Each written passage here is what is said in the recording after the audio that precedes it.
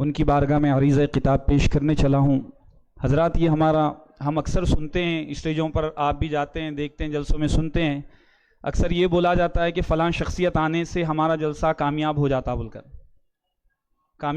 بولتے ہیں، لیکن الحمدللہ ہمارا یہ ایمان اور عقیدہ ہے، جہاں ہمارے سادات کرام، ہمارے مشائخ اعظام، ہمارے علماء کرام جہاں بیٹھتے ہیں، جس اجلاس میں آتے ہیں، یہ ہمارا عقیدہ ہے کہ اللہ وہ جلسہ تو کامیاب کر دیتا اور اب اللہ تعالیٰ اپنی بارگاہ میں اس جلسے کو قبول بھی کر لیتا ہے۔ الحمدللہ یہ مقبولیت کی دلیل ہے، اتنے سادات کرام ہمارے درمیان موجود ہیں۔ اب بڑی تیزی کے ساتھ میں آپ کا ٹیسٹ لوں گا، پھر اس کے بعد آپ جن کو بے صبری سے سننا چاہتے ہیں اور ادب کے ساتھ سننا چاہتے ہیں ان کو آپ کے حوالے کروں گا۔ میں آپ کا ٹیسٹ لوں گا، چند اشعار آپ کے سامنے پڑھوں گا، پھر حضرت قبلہ کو آپ کے حوالے کروں گا۔ شاعر کہتے ہیں کہ یا علی تیرا نام اچھا لگتا ہے۔ سیدی کاشف پاشا صاحب قبلہ نے جو ہے اب وہ ابال والی بات کر دی ہے، تو میں بھی کچھ جو ہے حضرت مولا کائنات کی شان میں پڑھوں گا، پھر اس کے بعد مولا کائنات کے شہزادے کو آپ کے حوالے کروں گا۔ شاعر کہتے ہیں کہ یا علی تیرا نام اچھا لگتا ہے، یا علی تیرا نام اچھا لگتا ہے، تیری نسبت سے یہ اسلام اچھا لگتا ہے۔ یا علی تیرا نام اچھا لگتا ہے، تیری نسبت سے یہ اسلام اچھا لگتا ہے۔ اور یا علی تیرے عشق میں لوگ کہتے ہیں کافر مجھ کو، یا علی تیرے عشق میں یہ الزام اچھا لگتا ہے۔ یا علی تیرے عشق میں کہتے ہیں لوگ کافر مجھ کو، یا علی تیرے عشق میں یہ الزام اچھا لگتا ہے۔ اور کہنے کو کروڑوں ساجد ہیں، کرتے ہیں عبادت سب، لیکن اب یہ جو اشعار پڑھ رہا ہوں آپ کا ٹیسٹ ہے، تھوڑا شامل ہو جائیں۔ شاعر کہتے ہیں کہ کہنے کو کروڑوں ساجد ہیں، کرتے ہیں عبادت سب، لیکن کہنے کو کروڑوں ساجد ہیں، کرتے ہیں عبادت سب، لیکن وہ ساری عبادت ایک طرف، شبیر کا سجدہ ایک طرف۔ کہنے کو کروڑوں ساجد ہیں، کرتے ہیں عبادت سب، لیکن وہ ساری عبادت ایک طرف، شبیر کا سجدہ ایک طرف۔ ہر ایک ولی سب غوث و قطب سائل ہیں غوث اعظم کے، ہر ایک ولی سب غوث و قطب سائل ہیں غوث اعظم کے، ولیوں کی جماعت ایک طرف، غوث اعظم کا تلوہ ایک طرف۔ ہر ایک ولی سب غوث و قطب سائل ہیں غوث اعظم کے، ولیوں کی جماعت ایک طرف، غوث اعظم کا تلوہ ایک طرف۔ اور اجمیر تو سب ہی جاتے ہیں، سلطان اور رعایا اے افضل۔ میں آپ کا ٹیسٹ لینا چاہتا ہوں، اجمیر کو یاد رکھیں، اجمیر تو سب ہی جاتے ہیں، اجمیر تو سب ہی جاتے ہیں، اجمیر تو سب ہی جاتے ہیں، سلطان اور رعایا اے افضل۔ سب ہند کے راجہ ایک طرف، اجمیر کے خواجہ، اجمیر کے خواجہ، اجمیر کے خواجہ، اجمیر کے خواجہ۔ جس گھر پہ بھی یہ لگ جاتا ہے شیطان وہاں سے جاتا ہے، جس گھر پہ بھی یہ لگ جاتا ہے شیطان وہاں سے جاتا ہے۔ ہر ملک کے جھنڈے ایک طرف، میرے غوث کا جھنڈا، میرے غوث کا جھنڈا۔ بارگاہ غوث کو دارالشفا لکھ دیجئے، خواجہ اجمیر کو غم کی دوا لکھ دیجئے۔ کیا مجال نجدیت بہکائے اگر آپ کو اپنے گھر کے دروازے پر بندہ نواز کا نام لکھ دیجئے۔ کیا مجال نجدیت، کیا مجال نجدیت۔ یہ آخری دو شعر اور تمام سادات اکرام کے قدموں کا بوسہ دیتے ہوئے ان کے گھر کی بات، ان کے حوالے اور ان کی دعاؤں سے۔ شاعر کہتے ہیں کہ نماز باقی ہے، اب بھی اذان باقی ہے، نماز باقی ہے، کوئی لب خاموش نہ رہے اور مجھے مایوس نہ کریں۔ شاعر کہتے ہیں کہ نماز باقی ہے، اب بھی اذان باقی ہے، نماز باقی ہے، اب بھی اذان باقی ہے، انہی کے دم سے شریعت میں جان باقی ہے۔ اور میرے رسول کی محفلیں ہوتی ہیں اس سرزمین پر، میرے حسن و حسین کی محفلیں ہوتی ہیں اس سرزمین پر، میرے غوث و خواجہ کی محفلیں ہوتی ہیں اس سرزمین پر۔ میاں اسی لیے تو یہ ہندوستان باقی ہے، میرے رسول کی محفلیں ہوتی ہیں اس سرزمین پر، اسی لیے تو یہ ہندوستان باقی ہے۔ اور ادھر نہ تیر نہ خنجر کمان باقی ہے۔ آخری لبائی کربلا کا نقشہ کھینچنے کی کوشش کر رہا ہوں۔ ادھر نہ تیر نہ خنجر کمان باقی ہے، ادھر ہر ایک دہن میں زبان باقی ہے۔ ادھر نہ تیر نہ خنجر کمان باقی ہے، ادھر ہر ایک دہن میں زبان باقی ہے۔ اور عجب جنگ ہے جنگ کربلا بھی، عجب جنگ ہے جنگ کربلا بھی، جس میں ہوا قتل وہی خاندان بھی باقی ہے۔ عجب جنگ ہے جنگ کربلا بھی، عجب جنگ ہے جنگ کربلا بھی، بادب پھر ادب کا مقام آ رہا ہے، محمد کا پھر ایک غلام آ رہا ہے، فدا جن کی تقریر پر ہے زمانہ وہیں آج شیریں کلام آ رہا ہے۔ آل نبی اولاد علی شہزادہ غوث اعظم سیدی و مرشدی سید امین القادری صاحب قبلہ کی بارگاہ میں عریضہ خطاب پیش کرنے چلا ہوں، وہ مائک پر تشریف لائیں۔ نعرہ تکبیر، نعرہ رسالت، نعرہ حیدری، نعرہ حیدری، فیضان اہل بیت، فیضان اہل بیت، فیضان بندہ نواز، فیضان بندہ نواز، نعرہ رسالت۔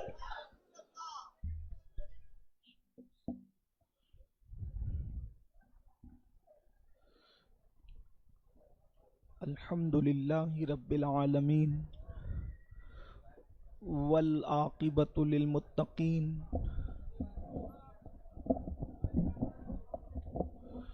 والصلاة والسلام علی سید الانبیاء والمرسلین وعلی آلہ واصحابہ الطیبین الطاہرین، اما بعد، فاعوذ باللہ من الشیطان الرجیم، بسم اللہ الرحمن الرحیم۔ انما یرید اللہ لیذہب عنکم الرجس اہل البیت ویطہرکم تطہیرا، صدق اللہ العظیم۔ غوث اعظم بمنے بے سرو ساما مددے، قبلہ دین مددے، کعبہ ایمان مددے، انتظار کرم تستمن عینی را، اے خدا جو خدا بینو خدا دا مددے، بگیردہ بے بلا افتادہ کشتی، ضعیفانو شکستہ رات پشتی، بحق خواجہ عثمان ہارون، مدد کن مدد کن مدد کن یا معین الدین چشتی۔ ممبر پر رونق افروز بانی محفل، آبروے خاندان حضور بندہ نواز، زیب سجادہ آستان عالیہ حضور سیدی سرکار خواجہ بندہ نواز کے سدراز حضرت مولانا حافظ سید علی الحسینی مدظ اللہ العلی، ان کے برادر اصغر حضرت مولانا مصطفیٰ حسینی صاحب، برادر مکرم حضرت علامہ سید کاشف پاشا مدظ اللہ العلی، حضرت علامہ مفتی عبدالرشید صاحب قبلہ، حضرت علامہ وقار اشرفی صاحب، ڈاکٹر عبدالحمید اکبر صاحب، وہ جمیع عرش مقام سادات کرام، علماء ذوی الاحترام، حاضرین محفل، پردہ نشین ماؤں اور بہنوں، السلام علیکم ورحمۃ اللہ وبرکاتہ۔ انتہائی احترام و عقیدت کے ساتھ اپنے اور ساری کائنات کے مرکز عقیدت، انیس بے کساں چارہ ساز درد منداں، ہم غریبوں کے غم گسار، ہم فقیروں کی ثروت، شہر یار ارم تاجدار حرم، نوبہار شفاعت، شب اسرا کے دولہا نوشہ بزم جنت، دانائے سبل مولائے کل ختم الرسل، خسرویں خوباں سیاح لامکاں وجہ کن فکاں، در اللہ المکنون سر اللہ المخزون، عالم ما کانا وما یکون، آب و گل انبیاء جان و دل اصفیاء، مطلع ہر سعادت مقطع ہر سیادت، خلاصہ کائنات فخر موجودات، حضور احمد مجتبی محمد مصطفیٰ، ارواحنا فدا صلی اللہ تعالی علیہ وآلہ وصحبہ وبارک وسلم کی بارگاہ بے کس پناہ میں جس طریقے سے پڑھاؤں سب مل کر بلند آواز سے میرے ساتھ پڑھ لیں۔ الصلاۃ والسلام علیک یا رسول اللہ، الصلاۃ والسلام علیک یا نبی اللہ، الصلاۃ والسلام علیک یا حبیب اللہ، وعلی آلک واصحابک یا نور اللہ، صلی اللہ تعالی علیہ وسلم۔ صبح طیبہ میں ہوئی بٹتا ہے باڑا نور کا، صدقہ لینے نور کا آیا ہے تارا نور کا، میں گدا تو بادشاہ بھر دے پیالہ نور کا، نور دن دونا تیرا دے ڈال صدقہ نور کا، آئی بدعت چھائی ظلمت رنگ بدلا نور کا، ماہ سنت مہر طلعت لے لے بدلا نور کا، یہ جو مہر و ماہ پر اطلاق آتا نور کا، بھیک تیرے نام کی ہے استعارہ نور کا، کاف گیسو ہاں دہن یا ابرو آنکھیں عین صاد، کاف ہاں یا عین صاد ان کا ہے چہرہ نور کا، نور بنت نور زوج نور ام نور نور، نور بنت نور زوج نور ام نور نور، نور مطلق کی کنیز اللہ رے لمع نور کا، ایک سینے تک مشابہ ایک وہاں سے پاؤں تک، ایک سینے تک مشابہ ایک وہاں سے پاؤں تک، حسن سبتین ان کے جاموں میں ہے نیما نور کا، تیری نسل پاک میں ہے بچہ بچہ نور کا، تو ہے عین نور تیرا سب گھرانہ نور کا۔ آج کی یہ محفل سیدی سرکار گیسو دراز بندہ نواز خواجہ دکن کی بارگاہ میں ان کے جد کریم کے ذکر کے حوالے سے ہم اور آپ ایک مرتبہ پھر جمع ہیں۔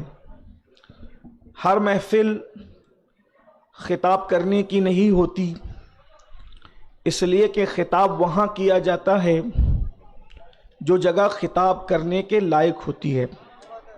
کچھ جگہ ایسی ہوتی ہے جہاں خطاب کرنا سوء ادب ہے، بے ادبی ہے، وہاں تو صرف اور صرف آموختہ سنانے کے لیے ایک انسان حاضر ہوتا ہے۔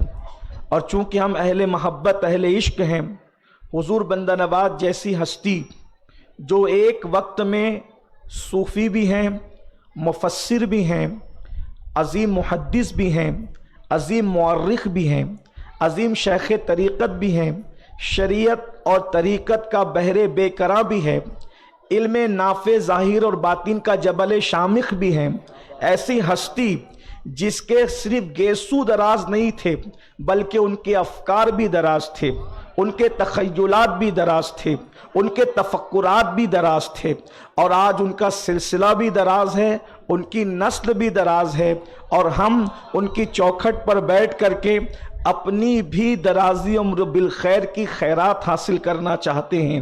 اللہ تبارک و تعالی ہماری اس محفل کو بھی عمر دراز عطا فرمائے، ہم سب کو عمر دراز عطا فرمائے، اور اس محفل کو اللہ رب العزت جو ایک بے مایا بندے کو گفتگو کے لیے آپ نے بٹھایا ہے، اللہ کرے میں سبق سنانے میں آموختہ سنانے میں کامیاب ہو جاؤں۔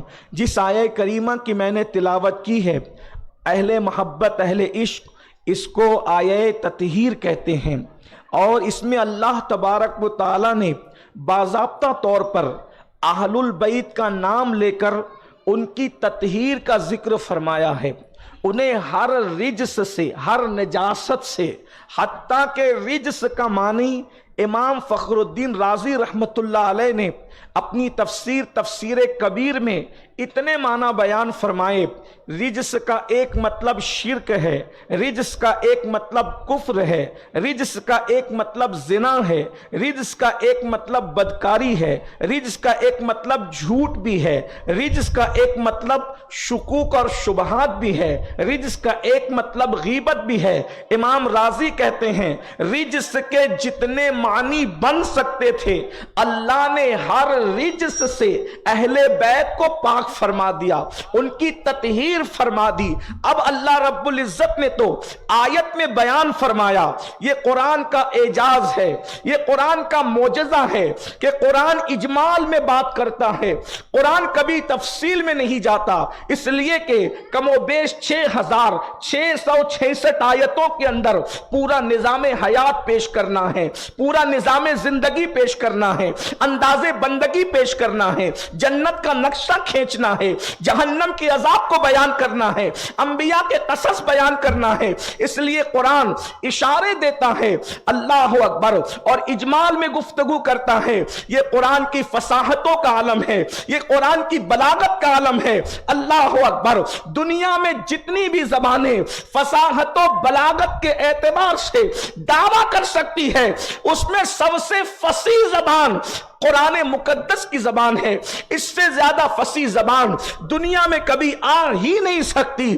اللہ اکبر۔ قرآن اجمال بیان کرتا ہے، جگہ جگہ جب قرآن اجمال بیان کرتا ہے تو اس کی تفسیر کے اندر کہ اب اس کا کیا مطلب ہوگا بہت سے اختلاف پائے جاتے ہیں، یہ بھی قول ہے، یہ بھی قول ہے، یہ بھی قول ہے، مگر اللہ کے رسول صلی اللہ علیہ وآلہ وسلم نے آیہ تطہیر کے نزول کے بعد سارے اختلافات کا خاتمہ فرما دیا۔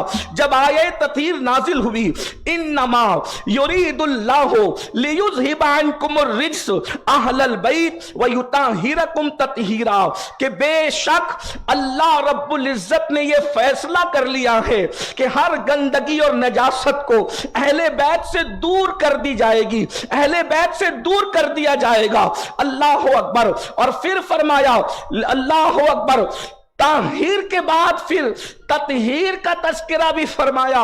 اللہ اکبر، انہیں مزید پاک کیا جائے گا۔ اور اللہ اکبر، اندازہ فرمائیں، ایک بات میں پاکی کے حوالے سے رکھ کر کے اصل عنوان کی طرف آنا چاہتا ہوں۔ پاک کرنے والے کی طاقت پہ ڈیپینڈ کرتا ہے کسی چیز کو پاک کرنا۔ مثال کے طور پر اگر کسی کپڑے پہ نجاست لگی ہو اور وہ کپڑا کسی بچی کے ہاتھ میں دے دیا جائے، اسے پاک کرو، تو بچی اپنے طور پہ پاک کرے گی۔ کس طرح سے پاک کرے گی؟ دھوئے گی تو دھبا رہنے کی گنجائش رہ جائے گی۔ اس کی ماں کے ہاتھ میں دیں گے، اس سے زیادہ طاقتور ہاتھ ہے، دھبا ختم ہوگا، لیکن جب وہ نچوڑے گی تو کچھ قطرے رہ جائیں گے۔ اسی طریقے سے اگر پھر کسی مرد کے ہاتھ میں دیں گے تو کمزور مرد اپنے اعتبار سے نچوڑے گا، طاقت مرد اپنے اعتبار سے نچوڑے گا۔ گویا کہ جیسی جیسی طاقت بڑھتی جائے گی، پاکی کا مزاج بڑھتا جائے گا۔ یہ صرف سمجھانے کے لیے ہے، ملانے کے لیے نہیں ہے۔ قرآن کہتا ہے اللہ اکبر، فیصلہ کس نے کیا ہے؟ یہ فرشتوں کے ہاتھ میں پاکی کا مسئلہ نہیں دیا گیا، مخلوق کے ہاتھ میں نہیں دیا گیا۔ فرمایا انہیں پاک کون کرے گا؟ انہیں پاک کرنے والا اللہ ہے۔ اب اللہ کی جو طاقت ہے پاک کرنے کی، اللہ اپنی شان کے مطابق ان کو پاک فرما دے گا۔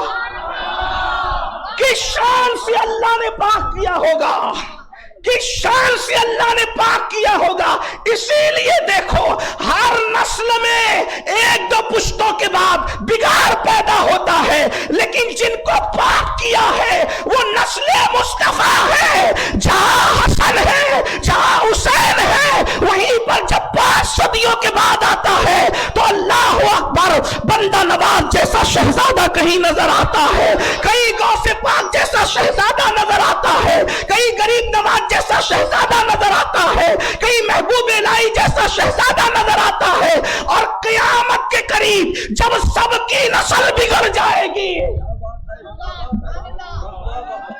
قیامت کے قریب سب کی نسل بگڑ جائے گی۔ کتنی بگڑے گی؟ اللہ کے رسول فرماتے ہیں کپڑے پہن کر بھی عورتیں ننگی رہے گی۔ تو کس کس کی نسل کی رہے گی وہ بتاؤ نا، کس کس کی؟ نسلیں تو سب کی ہوگی، کس کی باقی رہے گی، کس کی ختم ہو جائے گی۔ لیکن اندازہ فرمائیں، گلبرگہ شریف والوں، گرد نواز سے آنے والوں، اہل بیت کی شان سمجھتے جانا، اس لیے کہ کوئی خطاب تو ہونا نہیں ہے، لیکن بات توجہ سے سنے، غور فرمائیں۔ قیامت کے قریب عورتیں کپڑے پہن کر بھی ننگی رہے گی، مرد ایسے راستوں میں زنا کریں گے جیسے جانور جو ہے راستوں کے اندر اپنی خواہشات کو پورا کرتے ہیں۔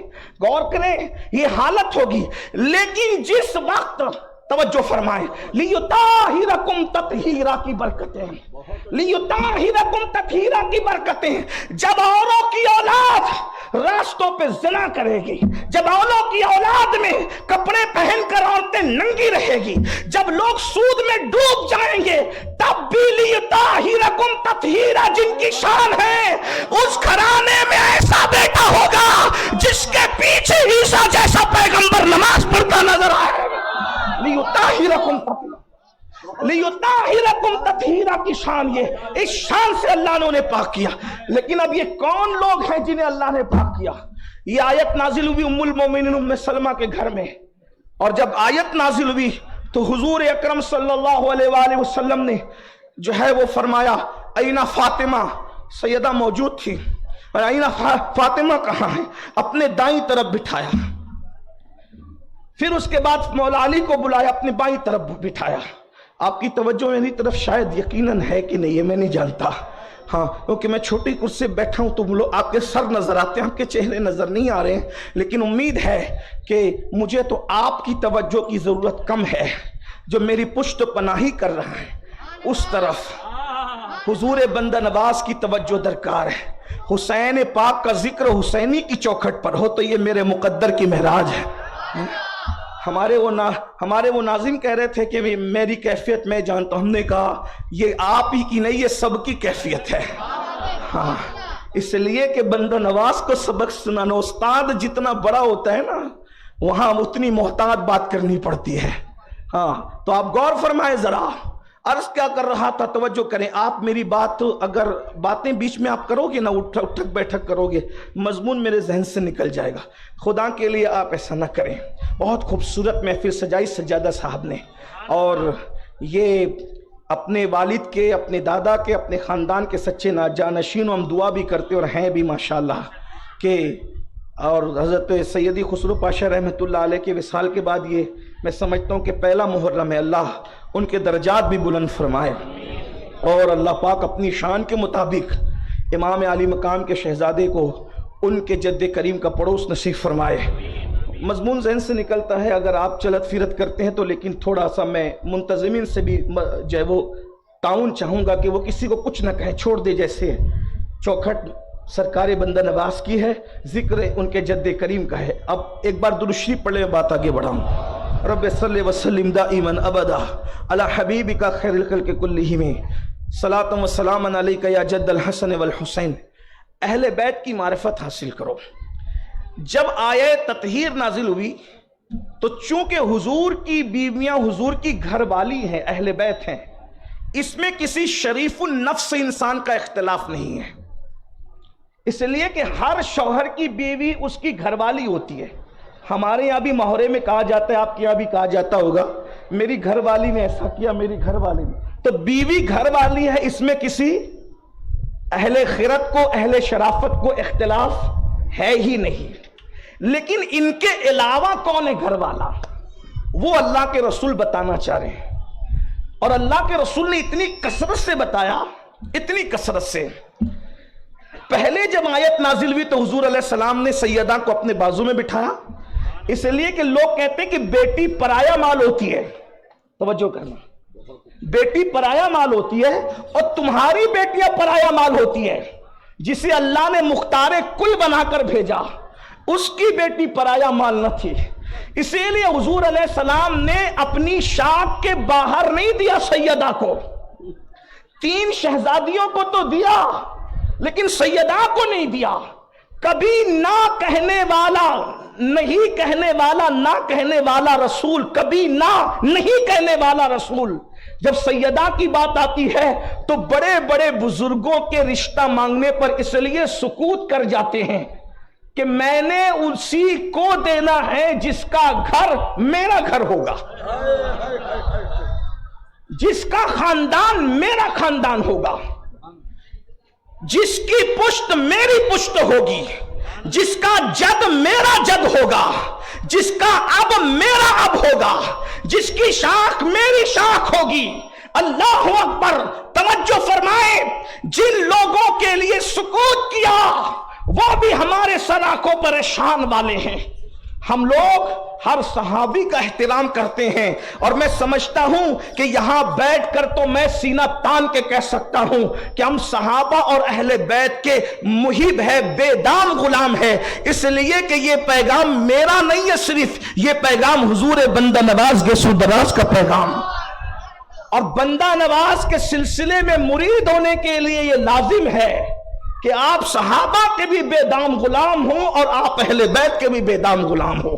ایسا کیوں ہے؟ میں آگے اگر وقت رہا، میرے ذہن میں بات رہی تو میں آپ کے سامنے پیش کروں گا، لیکن بات سمجھ لے اتنا، اللہ کے رسول علیہ الصلوۃ والتسلیم نے اجنبی گھر میں دوسرے گھر میں رشتہ نہیں کیا، اس لیے کہ اللہ کے رسول علیہ الصلوۃ والتسلیم کو اپنے خاندان کا فرد وہ کہ ایک درخت ہو دو شاخیں ہوں، ایک درخت ہو دو، اور حضور نے فرمایا بھی، کنز العمال کی حدیث ہے، فرمایا تم سب الگ الگ درخت کی الگ الگ شاخوں سے ہو، میں اور علی ایک شاخ کی دو ٹہنیوں کا نام ہے۔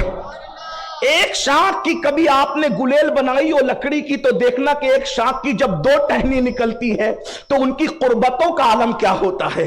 بالکل اس طریقے سے ہوتی ہے، جو بچپنے میں جنہوں نے لکڑی کی گلیل دیکھی ہوگی، گلیل سمجھتے ہیں نا، اللہ اکبر، توجہ فرمائے، جب یہ دو اس طرح فرمایا میں اور علی ایک درخت کی، بلکہ ایک ٹہنی کی، درخت نہیں ٹہنی کی، کتنی قربت ہے۔ اگر درخت بھی کہتے تو بھی قربت تھی، مگر درخت کہا جاتا، یہ فصاحت ہے مصطفیٰ جان رحمت کی، افصح العرب کی فصاحت ہے، اس لیے کہ درخت کی دو ٹہنی، ایک ادھر سے نکلتی ہے ایک ادھر سے نکلتی ہے۔ حضور نے درخت کی دو ٹہنی نہیں فرمایا، فرمایا ایک شاخ کی دو ٹہنی، یعنی ایک شاخ کی دو ٹہنی میں جتنی قربت ہے، فرمایا اتنی قربت مجھ میں اور علی میں موجود ہے۔ اگر آپ ذکر علی آنے پر ایک بات کہوں تو کہہ سکتا ہوں، اللہ اکبر، اسی لیے تو یہ شان ہے علی مرتضیٰ کی، یہ شان ہے مولا کائنات کی، کہ جب مصطفیٰ جان رحمت مولا علی کو ایک جنگ میں بھیجتے ہیں تو ہاتھ اٹھا کے دعا کرتے ہیں، اے اللہ جب تک میں علی کا چہرہ نہ دیکھ لوں اس وقت تک تو مجھے دنیا سے نہ اٹھانا۔ مولا مشکل کشا کو بلایا، علی تم بھی بیٹھو، سیدہ کو بلایا تم بھی بیٹھو، امام حسن کو بلایا تم بھی بیٹھو، امام حسین کو بلایا تم بھی بیٹھو، چاروں کو بٹھایا، اور چاروں کو بٹھا کر حضور نے خیبر کی بنی ہوئی کالی چادر، جو حضور کو بہت پسند تھی، خیبر کی بنی ہوئی کالی چادر جس پہ اونٹ کے کجاوے کی نقشی بنی ہوئی تھی، حضور نے وہ چادر اپنے اوپر ڈال دی، چادر ڈال دی۔ اس طریقے سے دعا کبھی نہیں کی اللہ کے رسول نے، لیکن آج انداز بدل گیا دعا کا، ذرا دھیان دینا۔ یوں کہا کرتے ہیں سنی داستان اہل بیت، ہم اس طریقے سے اہل بیت پڑھتے ہیں۔ اگر کسی کو گھمنڈ ہے کہ ہم اہل بیت کا ذکر زیادہ کر لیتے تو میں نے کہا یہ شرف سنیوں سے زیادہ اللہ نے کسی کے مقدر میں نہیں لکھا ہے۔ ہاں یہ بات یاد رکھیے گا، اللہ کے رسول نے چادر اپنے سر پہ ڈالی اور وہ چادر میں جمع ہو گئے 5 تن، اور انہی 5 تن کو ہم کہتے ہیں 5 تن۔ کیا کہتے ہیں؟ 5 تن کہتے ہیں۔ چادر ڈالنے میں حکمت کیا تھی؟ اہل علم کی توجہ، ان کے مطالعے میں اضافہ نہیں کر پاؤں گا، طالب علم ہوں، لیکن اگر صحیح کہہ رہا ہوں تو یہ میرے لیے دعا کریں گے۔ توجہ فرمائیں، چادر ڈالنے میں حکمت کیا تھی؟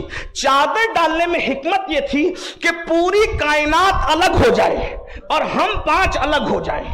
چادر ڈالنے میں حکمت یہ تھی کہ کائنات الگ ہو جائے، آسمان الگ ہو گیا، زمینیں الگ ہو گئی، ستاروں کی انجمن الگ ہو گئی، شفق کا جمال الگ ہو گیا، افق کی سرخیاں الگ ہو گئی، جنت کی بہاریں الگ ہو گئی، جہنم کا جلال الگ ہو گیا، یعنی کائنات سب الگ ہے اور 5 تن ایک ساتھ ہے۔ اللہ اکبر۔ اور پھر حضور اب کائنات کو بتا رہے ہیں کہ جس اہل بیت سے نجاست دور کرنے کا فیصلہ اللہ نے کیا ہے، جان لو وہ کون لوگ ہیں۔ عرض کرتے اللہ کی بارگاہ میں، اللہم ہاؤلائی اہل بیتی، اے اللہ یہ میرے اہل بیت ہے، اے اللہ یہ میرے اہل بیت ہے، اور تو ان سے ناپاکی کو دور کر دے، ہر نجاست کو دور کر دے۔ اب یہاں لوگ کہتے وہ چاروں تھے تو چاروں کو رکھا، ورنہ کریم تو اور بھی کسی کو لے سکتے تھے۔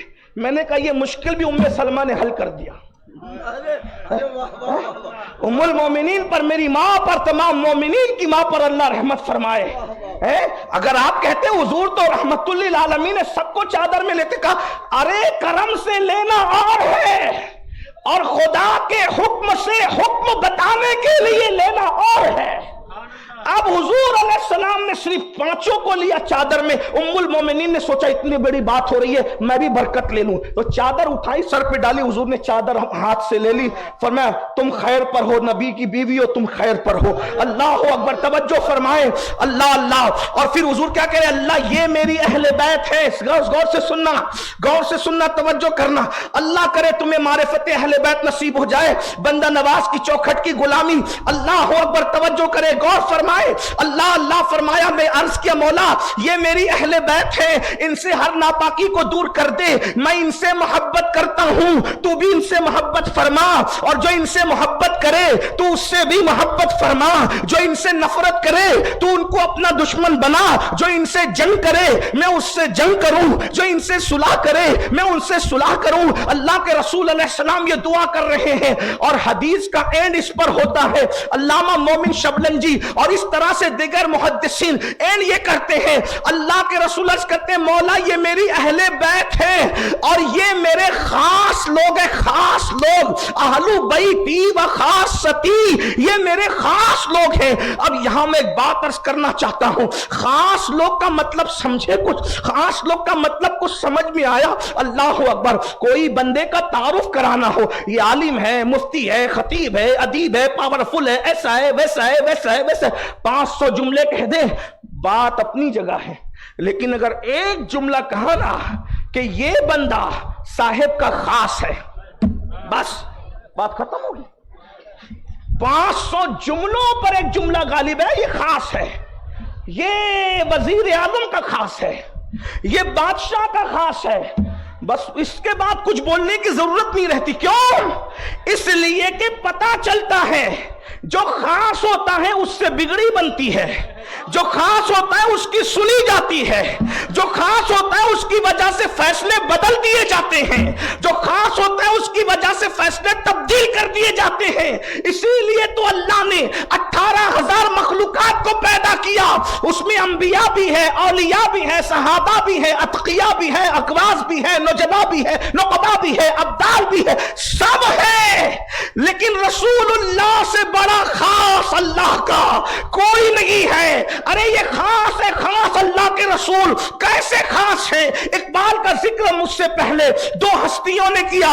इकबाल ने क्या बयान किया? खास का दर्जा। खास किसे कहते हैं? मूसा अलैहिस्सलाम खास है, लेकिन मेरे नबी की तरह खास नहीं है। इब्राहिम अलैहिस्सलाम खास है, लेकिन मेरे नबी की तरह खास नहीं है। क्यों? इसलिए कि सब अब्द है, और तन्हा मुस्तफा जान रहमत अब्दुहू है। इसीलिए जिक्र मूसा हुआ, अब्द कहकर नहीं हुआ, जिक्र नूह हुआ, अब्द कहकर नहीं हुआ, जिक्र इब्राहिम हुआ, अब्द कह के नहीं हुआ, सबके नाम लेके हुए। लेकिन जब बारी आती है खासुल खास की तो जिक्र होता है सुब्हानल्लज़ी अस्रा बिअब्दिही। आज तक इससे ना यहूदी इनकार कर सका, ना ईसाई इनकार कर सका, ना दुनिया में शिया सुन्नी को इनकार कर सका कि अब्दिही से मुराद कौन है। इसलिए कि उनकी अब्दियत खासा इतनी मशहूर है कि हर मसले में इख्तिलाफ करने वाला भी अब्दियत मुस्तफा पर इख्तिलाफ नहीं करता, इतने खास है वो। लेकिन अब्दिही,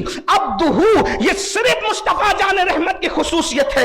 इस मर्तबे पे कोई नबी फाइज नहीं है। इकबाल कहते हैं अब्द दीगर, अब्दुहू चीजें दीगर, अब्द दीगर, अब्दुहू चीजें दीगर, ई सरापा मुंतजिर ऊ मुंतजर।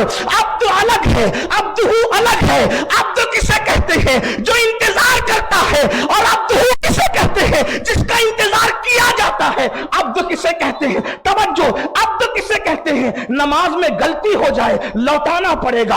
अब्दुहू, अब्दुहू अगर सफर की जल्दी की वजह से गलती नहीं, इसलिए कि नबी के करीब से गलती गुजर कर नहीं जाती। हाँ, बल्कि नबी जिस ऊंटनी पे बैठ जाते हैं उससे भी खता नहीं होती। अगर मजमा पढ़े लिखों के साथ आशिकों का है तो कह दूं, कोई ऊंटनी की नकेल नहीं छोड़ता है। नबी ने हिजरत के दिन ऊंटनी की नकेल छोड़ दी। ये मामूर मिनल्लाह है, ये हर जगह नहीं बैठेगी, ये वहीं बैठेगी जहां इसको बैठना है। चारा देखकर, अरे चारा देख के इंसान फिसल जाता है, जानवर की क्या बात है।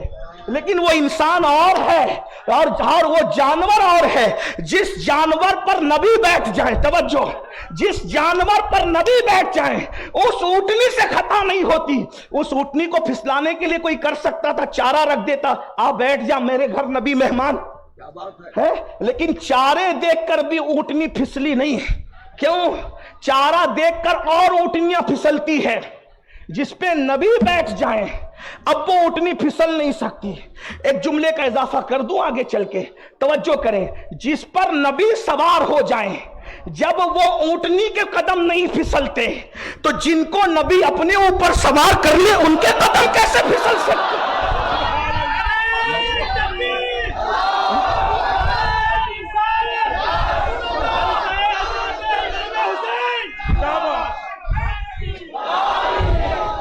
وہ کلمے کے مفہوم سے ناواقف ہے جو حسنین کریمین کو کہتے ہیں کہ ان سے خطا ہوئی تھی. ہم نے یہ تو بہت مقدس اسٹیج ہے، ہم یہاں ایسی بات نہیں کرتے، بلکہ کسی بھی اسٹیج پہ نہیں کرتے. ایسا نہیں کہ بندہ نواز کا اسٹیج ہے تو یہ بندہ نواز کے نانا کا ممبر ہے، اس لیے ہمیں اس کا تقدس خیال ہے. لیکن اتنا ضرور کہتے ہیں ان سے کیسے خطا ہو سکتا. وہ ہم تو معصوم نہیں مانتے نبیوں کے اور فرشتوں کے سوا کسی کو، کیونکہ یہی عقیدہ بندہ نواز کا بھی ہے، یہی عقیدہ غوث پاک کا بھی، یہی عقیدہ مخدوم اشرف جہانگیر سمنانی کا بھی ہے. اور سچے مرید کی پہچان ٹوپی نہیں ہے، سچے مرید کی پہچان پیر کا عقیدہ ہے. سچے مرید کی پہچان جبے کا کلر نہیں ہے، سچے مرید کی پہچان پیر کا عقیدہ ہے. آپ ٹوپی کسی کلر کی پہنے، لیکن اگر بندہ نواز کے کلر کا عقیدہ سینے سے لگا رکھا ہے تو بندہ نواز کے ساتھ جنت میں جانے کے لیے تیار ہو جاؤ.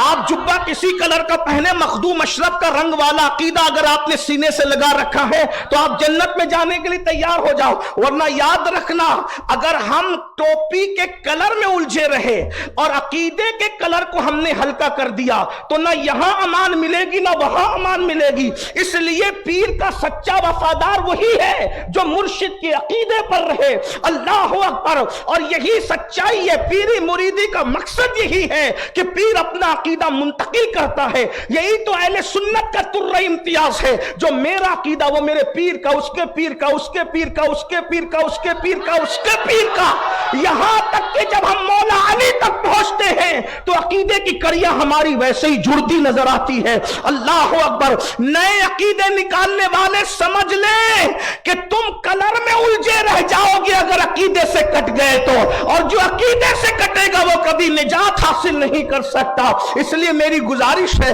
اس پر توجہ. میں عرض یہ کر رہا تھا، کیا عرض کر رہا تھا؟ اللہ اکبر. نبی کی اونٹنی خطا نہیں کرتی، کس پر نبی بیٹھ جائے، جانور پہ بیٹھ جائے. بلکہ سیرت کی کتابوں میں لکھا ہے حضور جس جانور پہ بیٹھ جاتے تھے، جتنی دیر تک جانور پہ بیٹھے رہتے تھے اتنی دیر تک وہ جانور نہ پیشاب کرتا تھا نہ پاخانہ کرتا تھا. جانور پہ بیٹھ کر بھی ان کو انسان کا شعور عطا کر دے. توجہ کرے، یہ رسول اللہ کا بیٹھنا ہے. جس پہ حضور سوار ہو جائیں وہ خطا نہیں کرتے. جس فاطمہ کو اپنی گود میں سوار کیا ہوگا وہ فاطمۃ الزہرا سے خطا کیسے ہو سکتی ہے؟ یہ الگ عنوان ہے. عرض کیا کر رہا تھا؟ عبد غلطی کرے تو نماز دہرانے کا حکم ہے. عبدہو جلدی کرے، توجہ، عبد کی غلطی گنا رہا ہوں اور عبدہو کی جلدی بتا رہا ہوں. یہی تو بات ہے نا. عبد سے غلطی ہوئی تو نماز دہراؤ، اور غلطی جلدی میں بھی ہوتی ہے اور جلدی نہیں ہوتی ہے تو بھی ہوتی ہے. لیکن یہ عبدہو کی غلطی نہیں ہے، عبدہو کی جلدی ہے. بار بار لوگ کہتے ہیں مدینے والے انتظار کریں، مدینے والے انتظار کریں. حضور علیہ السلام نے 4 رکعت کی نیت کی، جلدی میں 2 رکعت پہ سلام پھیرا. بڑے سے بڑا مفتی، خطیب، ادیب، محدث کچھ بھی ہوتا، غوث، کتب، ابدال کوئی ہوتا، کہا اٹھیے اور دوبارہ نماز پڑھیے. لیکن یہ عبد کی بات ہے، اٹھیے دوبارہ پڑھیے. لیکن جب عبدہو کی بات آئی کا محبوب آپ کے لیے قانون بدل دیں گے. آپ نے جلدی میں کیا نا، آپ نے جلدی میں کیا. اگر کسی کو جلدی نہ بھی ہو اور وہ سفر کرے گا تو وہ تیری ادا کو ادا کرے گا. وہ 4 نہیں پڑھنا، قانون بن گیا 2 ہی پہ سلام پھیر دینا. کیونکہ عبد دیگر، عبدہو چیزیں دیگر. وہ اور ہے، تو خاص ہے. سمجھ میں آیا خاص کا مطلب؟ خاص کا مطلب سمجھ میں آیا؟ وقت ہو جائے تو مجھے اشارہ کر دیجئے گا، مجھے وقت کا بھی خیال ہے، لیکن عنوان میں بڑا پیچھے چل رہا ہوں، جلدی جلدی آگے بڑھتا ہوں. توجہ فرمائیں، اللہ اکبر، توجہ ہے آپ کی. یہ اللہ کا خاص ہے. نظریں اٹھے تو قبلہ بدل جائے، اللہ کا خاص ہے. نظریں اٹھے قبلہ بدل جائے، اللہ کا خاص ہے. نظریں اٹھے قبلہ بدل جائے، اللہ کا خاص ہے. اللہ کا قانون ان کے لیے تبدیل ہو جائے، اللہ کے خاص ہے. اللہ اکبر. کسی نے اللہ کو دیکھا نہیں، اللہ جس کے لیے حجابات اٹھا دے یہ اللہ کا خاص ہے. اور اللہ کا خاص صرف ایک ہی ہے، اور یعنی وہ خصوصیت خاصہ کے مقام پر، اخصل خواص کے مقام پر، سب سے خاص کے مقام پر، عبدہ کی منزل پر اسے آمینہ کا لال محمد رسول اللہ کہتے ہیں. اب دنیا کو پتا چل گیا اگر اللہ کے پاس بگڑی بنانا ہو تو اللہ کے خاص کو لے جانا پڑے گا تو بگڑی بن جائے گی. یہ میں نہیں کہہ رہا ہوں، تفسیر در منصور میں علامہ جلال الدین سیوطی لکھتے ہیں آدم کو جنت سے اتارا، خلیفہ تھے بھائی، عام آدمی نہیں تھے، معصوم تھے، عام آدمی نہیں تھے، سارے انسانوں کے باپ تھے، کسی کے بیٹے نہیں تھے. ہر باپ کسی کا بیٹا ہوتا ہے، یہ ایک ایسا باپ ہے جو کسی کا بیٹا نہیں ہے. ان کو کوئی نہیں کہہ سکتا کہ میں تیرا بھی باپ ہوں، ورنہ ہر باپ کہتا میں تیرا باپ ہوں. غرور اتارنے کے لیے تو نہیں کافی ہے میں تیرا باپ ہوں، یہی ہے نا. لیکن آدم وہ ہے، کوئی کہنے والا نہیں کہ میں تیرا باپ. آدم جو سب کے باپ ہیں، بلکہ ابوت کے بھی باپ ہیں. بس اتنی بات. جو سمجھ گئے، جو نہیں سمجھے اللہ کرے نہ سمجھے، کیونکہ معاملہ بڑا مشکل ہے. یہ ابوت کے بھی باپ ہیں، یہ ابوت کے بھی باپ ہیں. آدم علیہ السلام اترے 200 سال تک یا اللہ یا اللہ یا اللہ کہتے رہے، اللہ نے جواب نہیں دیا. 200 سال تک اللہ نے، در منصور امام سیوطی لکھ رہے ہیں 200 سال تک جواب نہیں دیا. لیکن جیسے کہ اللہ وہ جو تیرا خاص ہے، جس کا نام محمد ہے، اس کا واسطہ مجھے معاف کر دے، تو ندا آتی ہے تو نے کیسے جانا کہ وہ میرا خاص ہے؟ کہ عرش کے پائے پر تیرے نام کے ساتھ اس کا نام، جنت کی حوروں کی پتلیوں پہ تیرے نام کے ساتھ اس کا نام، جنت کی حوروں کی پیشانی پر تیرے نام کے ساتھ اس کا نام. پتا چلا یار کا نام اپنے نام کے ساتھ لکھنا یہ رسم نئی نہیں ہے.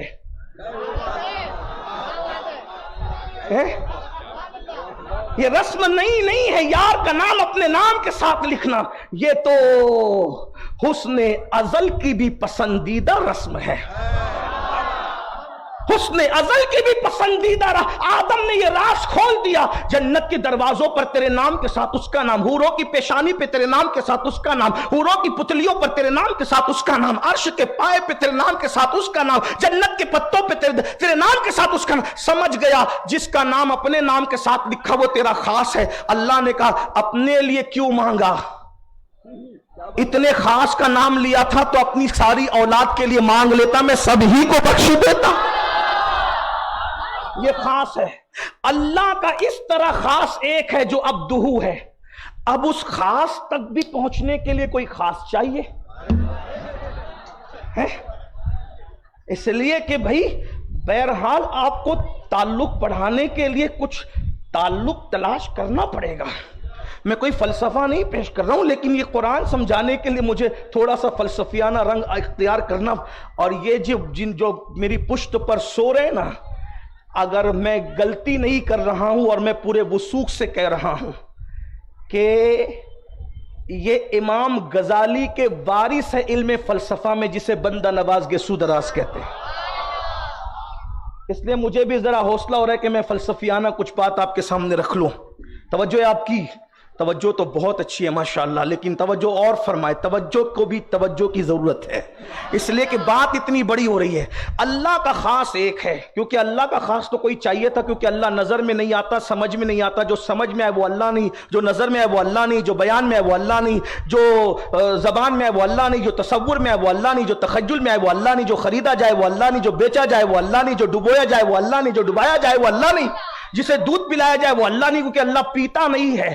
گوبر اور خون کے بیچ میں اللہ دودھ نکال کر کے تمہیں پلاتا ہے. خدا دودھ پینے لگے گا تو پھر مخلوق کا کیا ہوگا؟ اس لیے جو دودھ پیے وہ خدا نہیں، وہ تو پلاتا ہے، اور شان کس شان سے پلاتا ہے کہ گوبر اور خون کے بیچ سے دودھ نکالتا ہے، نہ خون کا رنگ آنے دیتا ہے نہ گوبر کی بدبو آنے دیتا ہے، اسی کو اللہ کہتے ہیں۔ سائغ للشاربین قرآن کہتا ہے، پھر کتنا حلق سے صاف اترتا ہے، جسے ڈاکٹر جس کو سب منع کر دیتے ہیں، 99% مرتبہ ایسا ہوتا ہے کہ ڈاکٹر جس کو سب منع کر دیتے اس کو کہتے ہیں دودھ پیو۔ جب بچہ کچھ قابل نہیں ہوتا کھانے پینے کے تو اس کو دودھ ہی پلایا جاتا ہے، اور دودھ میں ساری غذائیت اللہ نے رکھی ہے اور ساری لذتیں بھی رکھی ہے۔ بہرحال ابھی دودھ کی فضیلت نہیں بیان کر رہا ہوں، لیکن توجہ کریں، تو اللہ دیکھتا نہیں، سناتا نہیں، بیان میں نہیں آتا، زبان میں نہیں آتا بس، لیکن اس کی شان یہ ہے کہ تو دل میں تو آتا ہے، سمجھ میں نہیں آتا، میں جان گیا بس تیری پہچان یہی ہے۔ تو اس کو پانے کے لیے کوئی خاص چاہیے تھا، پھر وہ خاص مل گیا ہمیں، وہ خاص مل گیا۔ ڈاکٹر نے بھی بتا دیا، عالم نے بھی بتا دیا، اقبال نے بھی بتا دیا، بڑے بڑے عالم نے بتا دیا وہ اللہ کے خاص ہیں، لیکن اب یا رسول اللہ آپ خاص ہیں، ہم آپ کو کہاں پائیں؟ اب آپ کا بھی کوئی خاص بتائیے نا۔ تو حضور نے بتایا میرے جو خاص ہیں، خاصتی میرے خاص فاطمہ ہیں، میرے خاص علی ہیں، میرے خاص حسن ہیں، میرے خاص حسین ہیں۔ اب مجھے بتانا پڑے گا کہ یہ نبی کے خاص لوگوں کا مرتبہ کیا ہے، نبی کے خاص لوگوں کا مرتبہ بتانا پڑے گا، اور یہ اردو کی زمین ہے کیونکہ اردو پیدا یہیں سے ہوئی ہے۔ میں اردو کے چند شعر پڑھ کر کے آپ کو قرآن سمجھانے کی کوشش کر رہا ہوں، بڑی دیوانہ کوشش ہے لیکن اللہ کرے کامیاب ہو۔ حضور کا خاص، حضور کا کسی کا خاص کی عظمت کا پتہ کرنے سے پہلے اس کے عام کی اہمیت پتہ کرنی پڑتی ہے۔ جیسے یہ جو دیوڑی ہے نا بندہ نواز کی، اس بندہ نواز کی دیوڑی پر دربان بن کر کے کون کھڑا رہتا ہے یہ چیک کرنا پڑے گا، تو دربان سے دیوڑی کی اہمیت پتہ چلے گی۔ اگر کاشف پاشا جیسی ہستی، مفتی وقار جیسی اور مفتی عبدالرشید جیسی اور یہ بڑے بڑے جو مشائخ ہیں، یہ بندہ نواز کی دیوڑی پر دربان بن کے کھڑے ہیں تو کہتے ہیں یار دربان اتنا قیمتی ہے بندہ نواز کی دیوڑی کا، تو یہ دیوڑی کتنی مضبوط ہوگی اور اندر رہنے والے کی شان کیا ہوگی۔ تو کہا چلو دربان سے پہلے پھر گلی کا پتہ لگاؤ، گلی کتنی قیمتی ہے۔ وہ دور سے آ رہا ہوں، علامہ صاحب تھوڑا معاف کیجئے گا، تھوڑا ٹائم اگر زیادہ ہو تو معاف کرنا، میں اپنے عنوان پہ دیر سے پہنچ رہا ہوں، توجہ کرے لیکن، اور میں تو سبق سنانے کا شوق پورا کر رہا ہوں، اس لیے کہ جلسے تو بہت ملتے ہیں لیکن یہ محفل جس میں بندہ نواز بنفس نفس موجود ہو، میں کہاں سے لاؤں گا یہ محفل؟ بار سن لیجئے، توجہ، دربان، دربان، دربان، گلی، اس سے پتہ چلتا ہے گھر والے کی عظمت کیا ہے۔ اب میں آپ کے سامنے امام اہل سنت کے چند شعر پڑھ رہا ہوں۔ ڈاکٹر صاحب، امام اہل سنت کے حضور کے خاص لوگ، اس کو معلوم کرنا ہے تو پہلے حضور کی گلی معلوم کرو نا کہ حضور کی گلی کی شان کیا ہے۔ اب حضور کی گلی کی کیا شان ہے؟ اگر بندہ نواز کی صحبت آپ لوگ زندہ ہے اور آپ میں اردو موجود ہے تو میں آپ کی توجہ چاہتا ہوں، نبی کے خاص لوگوں کو معلوم کرنے کے لیے پہلے میں نبی کی گلی کا تعارف پیش کرنے لگا ہوں۔ نبی کی گلی کیا ہے؟ تو اہل سنت کا امام اہل سنت کہتے ہیں، 14ویں صدی کا عظیم مجدد کہتا ہے کہ ہے بیتاب جس کے لیے عرش اعظم، بس اہل بیت کی غلامی پیش کرو، توجہ کرنا، ہے بیتاب کس کے لیے؟ ہے بیتاب جس کے لیے عرش اعظم، اللہ کی مخلوق میں بہت بڑی مخلوق، حجم کے اعتبار سے اس سے بڑی مخلوق کوئی نہیں ہے جسے عرش اعظم کہتے ہیں، لیکن وہ عرش اعظم کیا ہے بیتاب جس کے لیے عرش اعظم۔ اگر تھوڑا چیخ لوں میں اپنی دیوانگی میں تو ایک مجذوب سمجھ کر کے چھوڑ دیجئے گا، اس لیے کہ کسی دوست نے کہا اتنا چیختا ہے مر جائے گا، میں نے کہا اس لیے چیختا ہوں کہ بہروں کو بھی نبی اور آل نبی کی عظمت سمجھ میں آ جائے۔ اور رہی بات مرنے کی تو میری تو تمنا ہی یہی ہے کہ میں نبی اور آل نبی کی عظمت بیان کر رہا ہوں اور اسی وقت میری روح کفس سے پرواز کر جائے. یہ میرا دنیا میں آنے کا مقصد پورا ہو جائے گا. جس دن تمہیں سمجھ میں آئے گا کہ اہل بیت کیا ہے, اس دن میری طرح تم بھی راستوں پہ چیخو گے, چلاؤ گے اللہ. اور یاد رکھنا اللہ اللہ فرزانے نہیں چلاتے, ہمیشہ چوٹ لگے ہوئے دیوانے چلایا کرتے ہیں. تو اگر یہ چیخ ہے تو یہ کسی نہ کسی دیوانگی کی نشانی ہے. لیکن مجھے آپ کی سند کی ضرورت نہیں. کسی نے کہا کبھی سوچ تو چلانے سے چہرے کے خد و خال بھی بگڑتے ہیں. میں نے کہا چہرے کے خد و خال اگر چیختے وقت بگڑ جائیں, دیوانوں کو کب پرواہ ہوتی ہے کہ میں کیسا لگ رہا ہوں؟ مجھے کیسے لگنے سے کیا, مجھے تو وہاں کی فکر ہے کہ وہاں کیسا لگ رہا ہوں. اگر ایک بار بقی سے سیدہ نے مسکرا دیا, میری نسلوں کا بیڑا پار ہو جائے گا. ایک بار نجف اشرف سے میرے مولا نے مسکرا دیا, میری نسلوں کا بیڑا پار ہو جائے گا. اللہ. اور یاد رکھنا یہ وہ خاندان ہے کہ کسی کا احسان باقی نہیں رکھتے. جو ان کی ہلکی سی تعریف کرتا ہے یہ اس کے ڈنکے بجا دیتے ہیں. اور جہاں تک کوئی یہ نہ سمجھے کہ ہم احسان کرتے ہیں, تعریف کے محتاج نہیں آل محمد. فوٹو پھولوں کو کبھی عطر لگایا نہیں جاتا. توجہ سے سنے, نبی کی گلی کی شان ہے بیتاب جس کے لیے عرش اعظم ہے, بیتاب جس کے لیے عرش اعظم. وہ اس راہ روے نامکاں کی گلی ہے. نبی جس گلی میں چلتے ہیں, نبی جس گلی میں چلتے ہیں, نبی جس گلی میں چلتے ہیں, اس گلی کے لیے جو بیتاب ہے اس کو عرش کہتے ہیں. اب بتاؤ جب نبی کی گلی کے لیے عرش بیتاب ہے تو نبی کی دیوڑی کی کیا شان ہوگی, اس پر دربان کون ہوگا؟ تو کہتے ہیں تیرے در کا دربان ہے جبریل اعظم, تیرے در کا دربان ہے جبریل اعظم. نبی کے خاص لوگوں کا ذکر ہو رہا ہے. افضل و مفضولیت کی بحث نہیں, صرف فضائل پڑھ رہا ہوں. نبی کے در کا دربان کسے کہتے ہیں؟ سدرا کے مکین کو نبی کے در کا دربان کہتے ہیں. امام اہل سنت کہتے ہیں تیرے در کا دربان ہے جبریل اعظم, تیرا مدح ہر رسول و ولی ہے. جب بتاؤ گلی کے لیے عرش بیتاب ہو, چوکھٹ پہ جبریل دربان ہو.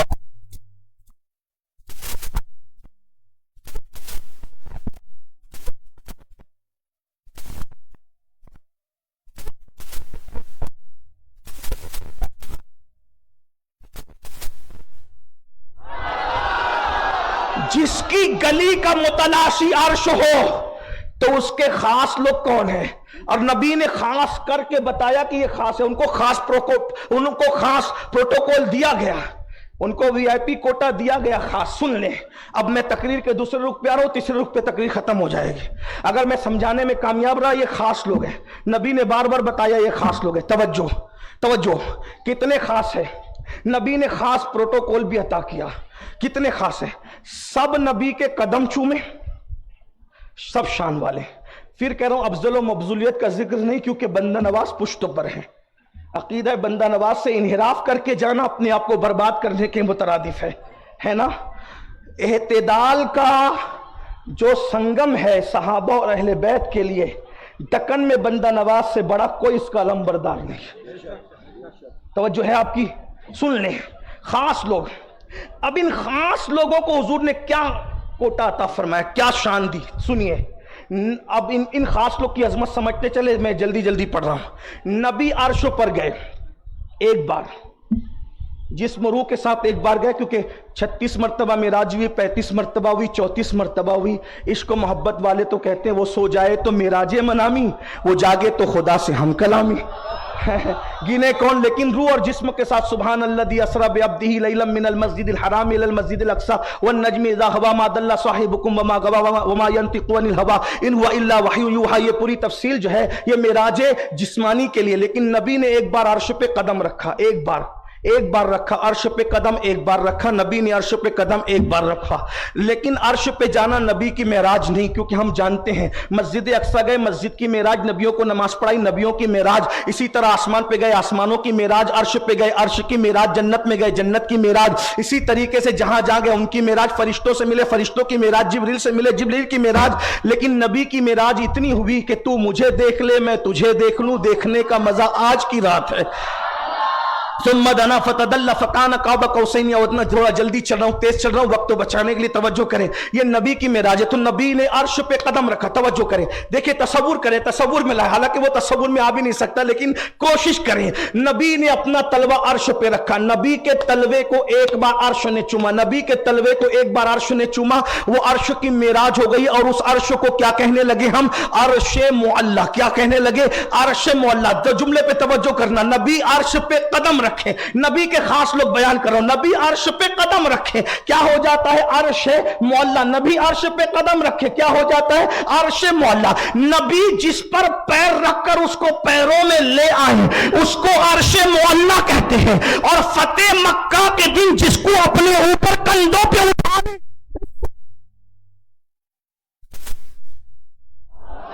فرق سمجھے، فرق سمجھے، عرش پہ پیر ہے تو وہ معلی ہے، اور جس کو اپنے کندھوں پہ اٹھا لیے وہ علی ولی اللہ ہے، لیکن علی ولی اللہ کلمے کا جز نہیں ہے مگر ہمارے عقیدے کا حصہ ضرور ہے۔ کیا ہستی ہے علی ولی اللہ؟ علی مرتضی کیا ہستی ہے؟ ولایت حضور علیہ السلام نے دی، جس کا میں محبوب ہوں اس کا علی محبوب ہے۔ کیا شان عطا کی؟ میرے خاص لوگ کو خاص مقام ملتا ہے کہ نہیں ملتا؟ تو کیا خاص مقام دیا؟ ترمذی کی روایت، فرمایا جس کے دروازے مسجد نبوی میں کھلتے ہیں سب کے دروازے بند کر دیے جائیں، صرف 2 دروازے کھلیں گے، یا تو نبی کا دروازہ کھلے گا یا تو کی حالت میں کوئی مسجد میں نہیں آ سکتا، جو جنابت کی حالت میں مسجد میں آئے گا یا تو وہ اللہ کا رسول ہوگا جسے محمد رسول اللہ کہتے ہیں، یا تو وہ اللہ کا ولی ہوگا جسے علی کہتے ہیں۔ خاص درجہ دیا نبی کے خاص لوگ۔ ایک اور مثال دے دوں، نبی کے خاص لوگ کی خاص بات، کن کا ذکر لے کے بیٹھے ہو تمہیں پتہ نہیں ہے، جس دن پتہ چلے گا۔ میدان محشر ہے، سب نفسی نفسی کہہ رہے ہیں، اس وقت سب کی اماں گزرے گی، سب کے ابا گزریں گے، سب کے تایا چچا سب گزریں گے، کوئی کسی کی خبر نہیں ہوگی، کسی کو کسی کی خبر نہیں ہوگی، کوئی کسی کو پہچانے گا نہیں، اور وہ محشر ہے، وہ جلسہ نہیں ہے، استقبال جلسوں میں ہوتے ہیں، محشر میں نہیں ہوتے۔ مرتبے جلسوں میں بیان ہوتے ہیں، محشر میں نہیں۔ محشر کو محشر اس لیے کہتے ہیں کہ وہاں سب نفسی نفسی، محشر اس لیے یوم یقوم الروح والملائکہ صفا لا یتکلمون الا من اذن۔ پھر کہہ رہا ہوں افضلیت نہیں پڑھ رہا ہوں، صرف فضائل پڑھ رہا ہوں، اس کا خیال کرنا۔ محشر میں کون پٹھان تھا، کون مغل تھا، کون کیا تھا، عالم تھا، مفتی تھا، ڈاکٹر تھا، انجینئر تھا، خطیب تھا، ادیب تھا، پیر تھا، مرید تھا، یہ تھا، کچھ نہیں، سب کھڑے رہو، چلو سب کھڑے ہیں، نفسی نفسی، ماں بیٹے کو نہیں پہچانتی، بیٹا ماں کو نہیں پہچانتا، یہ منظر ہے نا، سب کو پتا ہے۔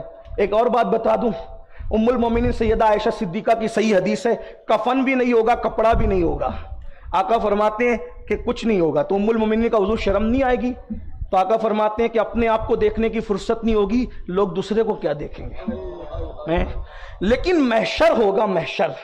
اب اس محشر میں خاص لوگوں کی شان، محشر میں خاص لوگوں کی خاص شان، مفہوم مخالف مراد نہیں لینا آپ، لیکن خاص لوگوں کی کیا خاص شان، کیا شان ہے؟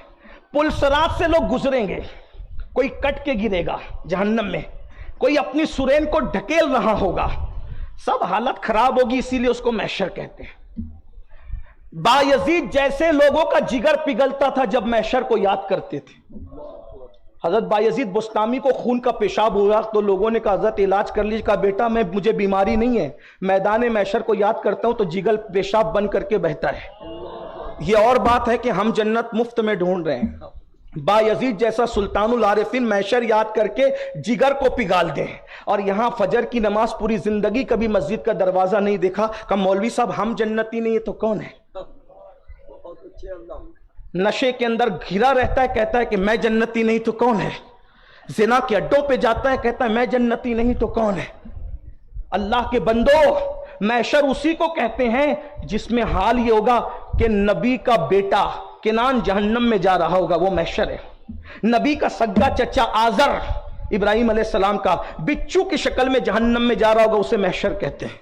लूत अलैहिस्सलाम की एक बीवी जहन्नम में जा रही होगी, उसे महशर कहते हैं। नूह अलैहिस्सलाम की एक बीवी जहन्नम में जा रही होगी, उसे महशर कहते हैं। और कुरान कहता है सिर्फ बदअमल नहीं, नेक अमल करने वाले भी जहन्नम में जा रहे होंगे, उसे महशर कहते हैं। आमिलतुन नासिबतुन तस्ला नारन हामिया, अमल करके आएंगे, इबादत करके आएंगे, फिर भी जहन्नम में डाले जाएंगे। बेइज्जत और जलील लोग सिर्फ जहन्नम में नहीं जाएंगे, बल्कि अल्लाह फरमाता है इज्जतदार लोग भी, ज़ुक इन्नका अंतल अजीजुल करीम, इज्जतदार बनने वालों को भी ठोसा जाएगा। बहुत सफेद कपड़े पहनकर स्त्री टाइट करके लोगों के दरमियान इज्जतदार बनते थे, और तन्हाइयों के अंदर मोबाइल में क्या क्या देखते थे, गंदगी देखते थे, नमाजें नहीं पढ़ते थे। झूठे इज्जतदार बनने वालों सुन लो, अल्लाह इस जहन्नम में जो है वो झोंक कर कहेगा ज़ुक इन्नका अंतल अजीजुल करीम, बहुत इज्जतदार बनता था, चक अल्लाह का अज़ाब। सोचो तो सही, मैं कितना भी मैं महशर बयान करूं तो उसी पर वक्त जाए, लेकिन सुनो, महशर वो है जहां नबी का एक बेटा जहन्नम में जा रहा होगा, नबी का सगा चचा जहन्नम में जा रहा होगा, लूत अलैहिस्सलाम जैसे नबी की बीवी जहन्नम में जा रही होगी, नूह अलैहिस्सलाम की एक बीवी जहन्नम में जा रही होगी, और भी तफसीलात है, मगर सुनो सुनो सुनो, जिसे महशर कहते हैं उसमें नबी के खास लोगों की खास शान होगी। आका फरमाते हैं अल्लाह लिवाउल हम्द, हम्द का झंडा मेरे हाथ में देगा, अल्लाह हम्द का झंडा मेरे हाथ में देगा, तो मैं अपने हाथ से झंडा जिसके हाथ में थमाऊंगा उसको अली इब्न अबू, महशर में शान ये होगी अली के हाथ में झंडा है लिवाउल हम्द का, और महशर में अर्श के नीचे से आवाज आएगी महशर वालों अपनी गर्दनों को झुका लो।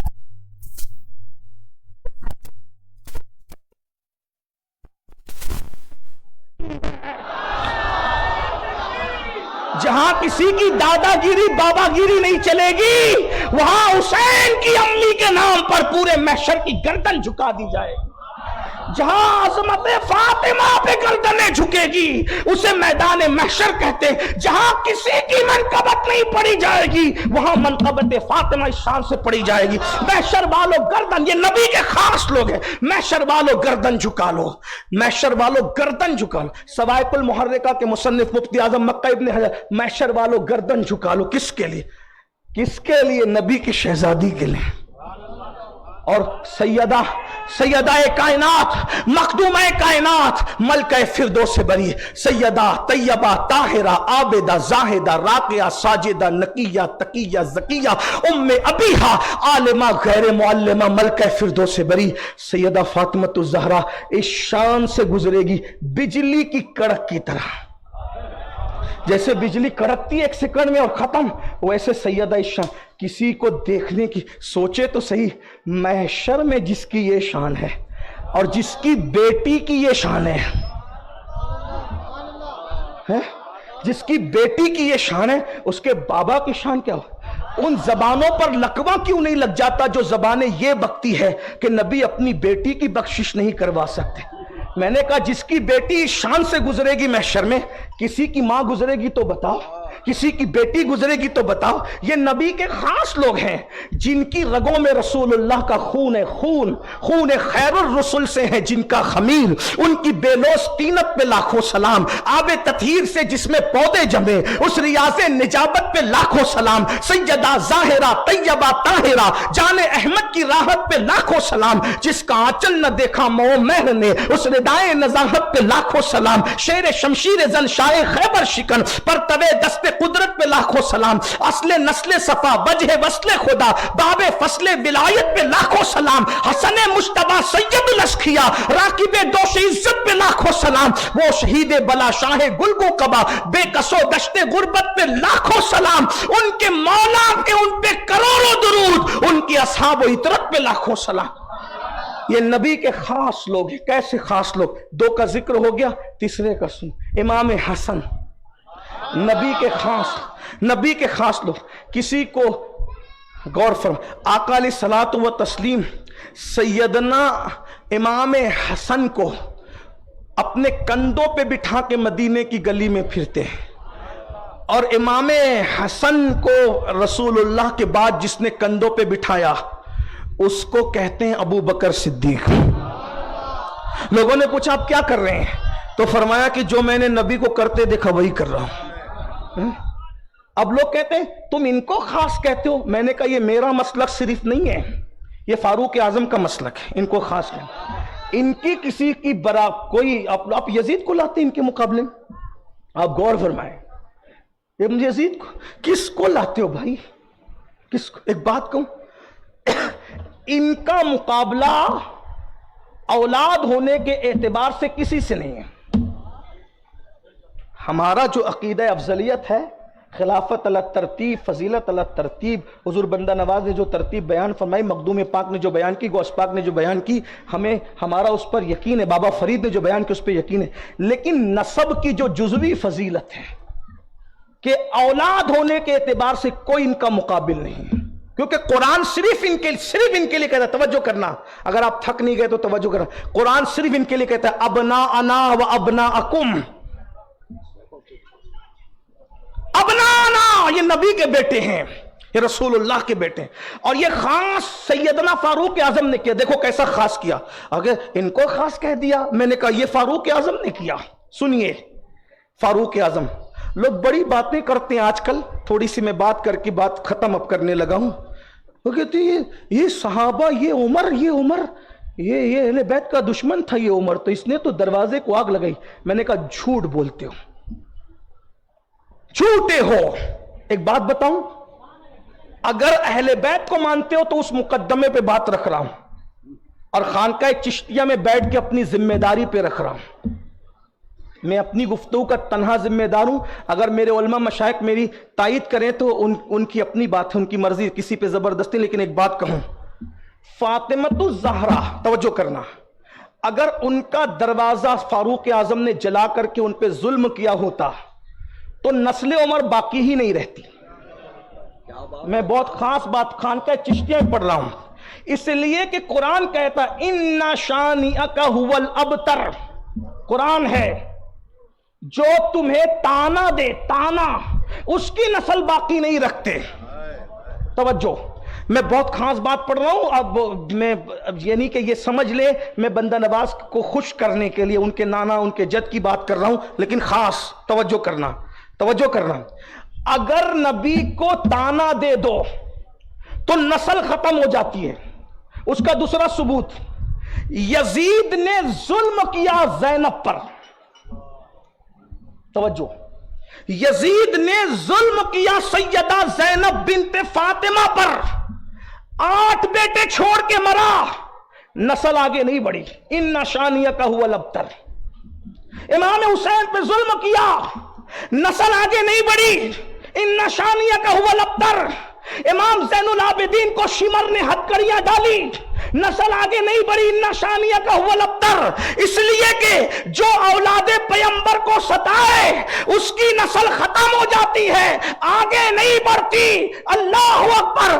اب اگر عمر نے ظلم کیا ہوتا سیدہ فاطمہ پہ معاذ اللہ، جیسا کہ جھوٹے مکار لوگ کہہ رہے ہیں، تو نسل عمر کیسے آگے بڑھی؟ ان شانئک ھو الابتر یہاں کیوں نہیں؟ آپ کو بتاؤں، سنو، اگر زینب بنت فاطمہ پہ ظلم ہو تو یزید کی نسل کا خاتمہ ہو جاتا ہے، امام حسین پہ ظلم ہو، سیدہ سکینہ پہ ظلم ہو تو یزید کی نسل ختم ہو جاتی ہے، اور عمر فاطمہ پہ ظلم کرتے ہیں اور بابا فرید جیسے لوگ نسل عمر میں پیدا ہو جاتے ہیں۔ اگر چشتی ہو تو کم سے کم اس کا خیال کرو۔ یہ چشتیت کے لیے سب سے بڑی گالی ہے کہ جو یہ کہے کہ عمر نے دروازہ جلایا، جو دروازہ جلائے گا اس کی نسلیں جل جائے گی، اور تجربہ موجود ہے۔ لیکن اور ایک بات یاد رکھنا، چلے اگر کسی کی نسل باقی بھی رہی تو اللہ نے ایسے بگڑے ہوئے بچے دیے کہ وہ کہتے تھے کہ یہ نہ ہوتا تو اچھا ہو۔ اور اگر فاروق اعظم کی نسل میں بابا فرید ہے تو 2 چیزوں میں سے کوئی ایک چیز ہے، یا تو عمر نے ظلم نہیں کیا اور یقیناً نہیں کیا، اس لیے کہ ظالم کے یہاں بھی کوئی فرید آتا ہے، چوروں کے یہاں ولی نہیں آتے، فاطمۃ الزہرا کے مجرم کے گھر بابا فرید آئیں گے۔ اگر بابا فرید کو ہٹا دو تو نہ چشتیت بچتی ہندوستان میں اور نہ کچھ بچتا ہے۔ بابا فرید ایک تنہا وسیلہ ہے جہاں سے صابریت بھی زندہ ہے اور جہاں سے چشتیت اور نظامیت بھی زندہ ہے۔ جس کے نام پہ بندہ نواز گردن جھکاتے ہیں اسے بابا فرید کہتے ہیں۔ تو جب بیٹے کا اتنا احترام کرتے تھے بابا بندہ نواز، تو ان کے جد فاروق اعظم کا کتنا احترام کرتے۔ اب عقیدہ فاروق اس لیے کہ ہمارے لیے مشکل کہ ہمارے لیے تو مزے کی بات ہے، ہم لوگ ناصبیت اور رافضیت دونوں سے لڑ رہے ہیں، اس لیے ہمیں دونوں کے مقابلہ کرنا پڑتا ہے۔ جب ہم جو صحابہ بیان کرتے ہیں تو پھر ناصبیوں کا جو وہ رافضیوں کا بھی خیال کرنا پڑتا ہے، اور جب اہل بیت بیان کرتے تو ناصبیوں کا بھی۔ اب سنیے توجہ، اور یہ مشن بندہ نواز کا ہے۔ بندہ نواز نے جو ضربیں لگائی ہے نا، وہ آج تک لوگوں کو تڑپا رہی ہے۔ میں تو کہتا ہوں ہم نے اپنے بزرگوں کو پڑھا نہیں، اپنے بزرگوں کو پڑھیے، ان کے ملفوظات پڑھیے۔ اور بابا فرید کا سلسلہ چشتیہ میں رہنا ہمارے لیے فاروق اعظم کو ماننے کے لیے بہت لازم ہے، ورنہ آپ مجھے مانو میرے باپ کو گالی دو تو پھر کیا بنتی ہے۔ اس لیے میں اس بہت بڑی خانقاہ سے یہ اعلان کر رہا ہوں، میرے علماء اگر میری تائید کر رہے ہیں تو کہ یاد رکھنا بابا فرید فاروقی ہے، فاروقی اور متفق علیہ فاروقی ہے۔ آپ نے تو کہا بابا فرید کا تو آپ نے تذکرہ کر دیا، میں نے کہا اگر صدیق اکبر فاطمہ پہ ظلم کرتے تو صدیق اکبر کے نواسوں میں کبھی امام جعفر صادق جیسا بیٹا پیدا نہیں ہوتا۔ ہم لوگ یوٹیوب والوں کو سن کر کے نہیں بات کر رہے ہیں، وہ یوٹیوب کے نابالغ محققین جو نو مولود ہیں ہم ان پر تو اعتماد ہی نہیں کرتے۔ امام جعفر صادق جس کا ذکر میرے بھائی کاشف پاشا نے کیا، کون امام جعفر صادق؟ اور سنی سے بڑھ کر اہل بیت کا عاشق کون ہوگا؟ امام اعظم ابو حنیفہ کا ذکر کیا نا، میں اس سے بات آگ وقت ہوتا تو وہ یہ بات کہتے، لیکن ان کے پاس وقت نہیں تھا، میں کہتا ہوں میرے بھائی کی جگہ میں بات کرتا ہوں۔ امام اعظم 2 سال تک امام جعفر صادق کے پاس پڑھنے گئے، کتنے سال تک؟ 2 سال۔ یوں بیان کرتے ہیں سنی داستان اہل بیت، ہم سے زیادہ کون ادب والا ہے بھائی، ہمارا تو پورا مسلک ہی ادب ہے۔ امام اعظم 2 سال تک پڑھنے گئے۔ ایک دن امام جعفر صادق نے کہا نعمان ذرا میرے گھر میں کتاب پڑھی ہے وہ اٹھا کر کے لاؤ، تو کہا سرکار آپ کے گھر کے اندر وہ کمرے میں جانے کا رستہ کدھر سے ہے؟ امام جعفر صادق نے کہا تو 2 سال سے آ رہا ہے، تجھے پتا نہیں ہے کہ میرے گھر میں جانے کا رستہ کدھر سے ہے؟ امام اعظم نے ہاتھ جوڑ کے کہا مرشد آپ گھر میں جانے کے رستے کی بات کرتا ہے، 2 سال سے آ رہا ہوں، ادب کی وجہ سے صرف آپ کے قدموں پر نظر رکھتا ہوں، آج تک میں نے کبھی آپ کا چہرہ بھی نہیں دیکھا ادب کی وجہ سے۔ یہ ہے امام اعظم، اس لیے ان لوگوں کو مرتبے ملتے ہیں جو ناپنے تولنے بیٹھتے ہیں، ان کی حیثیت کیا ہے؟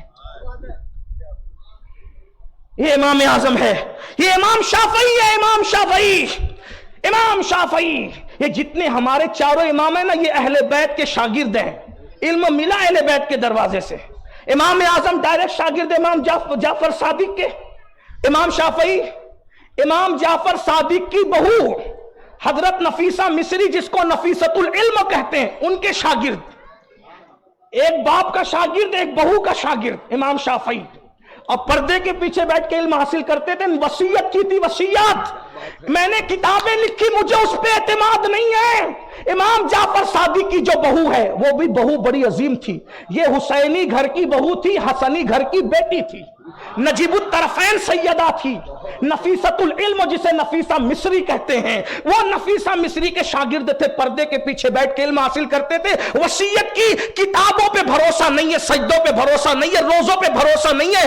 جب محمد ابن ادریس شافعی کا انتقال ہو جائے تو نفیسہ کی گلی سے جنازہ لے کر جانا، اس سیدہ کی گلی سے جنازہ جائے گا، شافعی کی مغفرت ہو جائے گی۔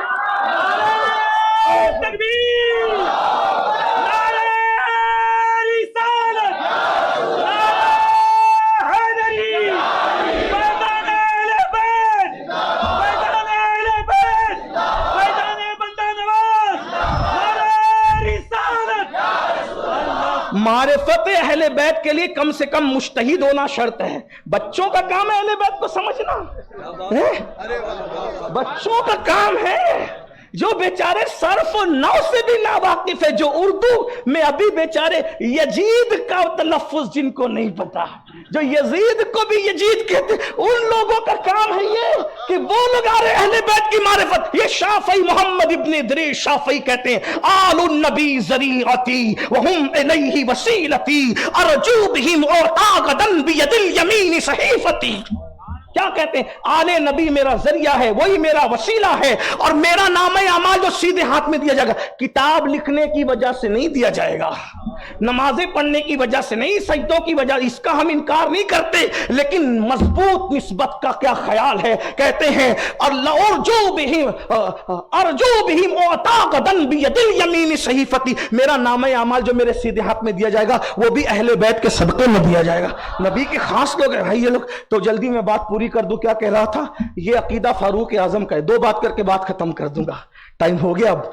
हाँ, और माशाअल्लाह आप अभी तक, वाकई बंदा नवाज की सोहबत का तुम लोगों पर असर है भाइयों। हाँ, ये बात याद, लेकिन सुन लीजिए, दो बातें अर्ज कर रहा था पहले, बल्कि तीन बातें। इमाम जाफर सादिक का जिक्र है, ये नवासे हैं हजरत सिद्दीक अकबर के और पोते हैं मौला अली के। साहबा और अहले बैत के दुश्मन किधर जाएंगे तो मेरे समझ में नहीं आता है? ये क्या बकबक करते हैं? उधर तो ऐसे शादियां हो रही है, उधर तो रिश्ते जोड़े जा रहे हैं, और आप यहां तबर्रा कर रहे हैं। ये नहीं, अपनी आखिरत संवारो। दुनिया में नजराने के लिए तवज्जो, जुमले पे तवज्जो। काशिफ मेरे भाई बहुत अच्छे मुकर्रिर, और ये तो बंदा नवाज की ज़मीन, इल्म की ज़मीन। हज़रत डॉक्टर खुसरो हुसैनी साहब के चंद अशार मुझे भाई ने सुनाए रास्ते में, मैं हैरान रह गया। इस एतबार से इनका तारुफ नहीं था। सिलसिला चिश्तिया में ये बड़ा इल्मी घराना है, और इल्मी घराने के, अच्छा इन्होंने इल्म अपने तक महदूद नहीं रखा, इन्होंने इल्म को आम भी किया। हमारे बड़े अजीम आलिम दीन मुफक्किर इस्लाम अल्लामा कमरुज़्ज़मा खान साहब क़िबला आज़मी कहते हैं, अगर पूरी हिंदुस्तान की खानकाएं बंदा नवाज की खानका की तकलीद कर लेती तो फिर बात ही कुछ और होती।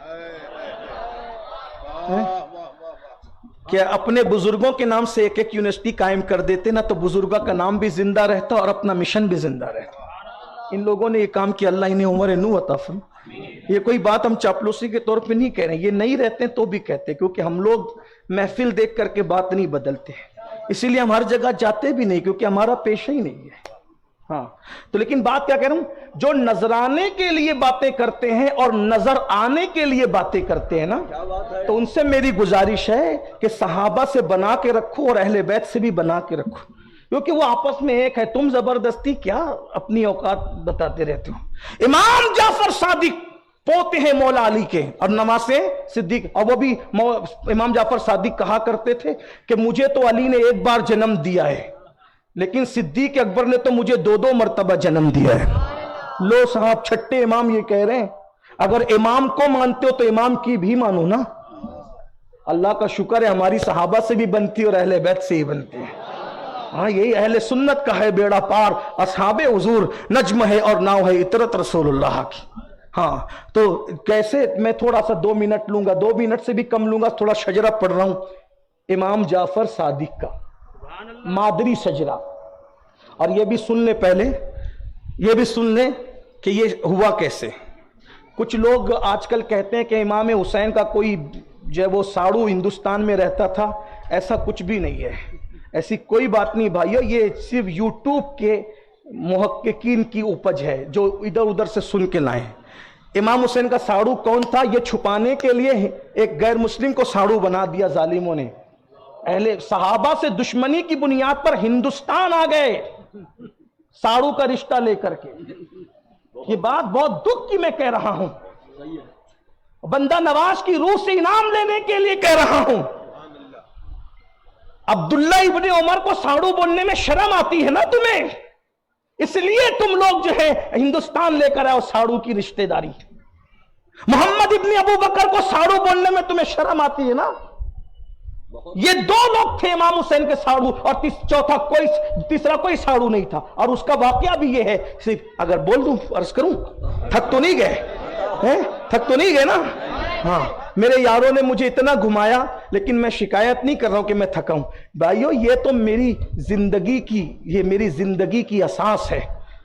جب ان کا نام آتا ہے تو میری بیٹی چارج ہو جاتی اور میری تمنا ہے، میں دعا کرتا ہوں اللہ میں جب ذکر نبی اور آل نبی کروں اسی وقت مجھے موت دینا، میں اسی حالت میں تاکہ میں بھی تو کہوں نا مولا غلامی کام کرتے کرتے آیا ہوں، بستر پہ نہیں آیا ہوں، کام کرتے کرتے غلامی کرتے کرتے آیا ہوں. یہ بھی اپنی اور یہ بار بار اس لیے یہاں کہہ رہا ہوں کیونکہ یہاں دعا کی قبولیت کی جگہ ہے، یہ مقبولیت کی جگہ ہے.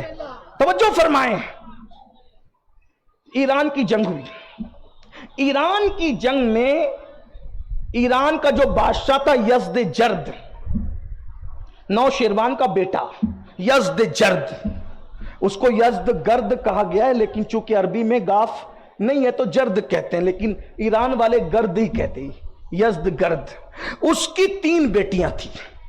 یہ جنگ چھوڑ کر کے سب بھاگے اور مسلمانوں نے ساری کنیزوں کو، گھر کی عورتوں کو کنیز بنایا، اٹھا کر مدینہ منورہ لائے.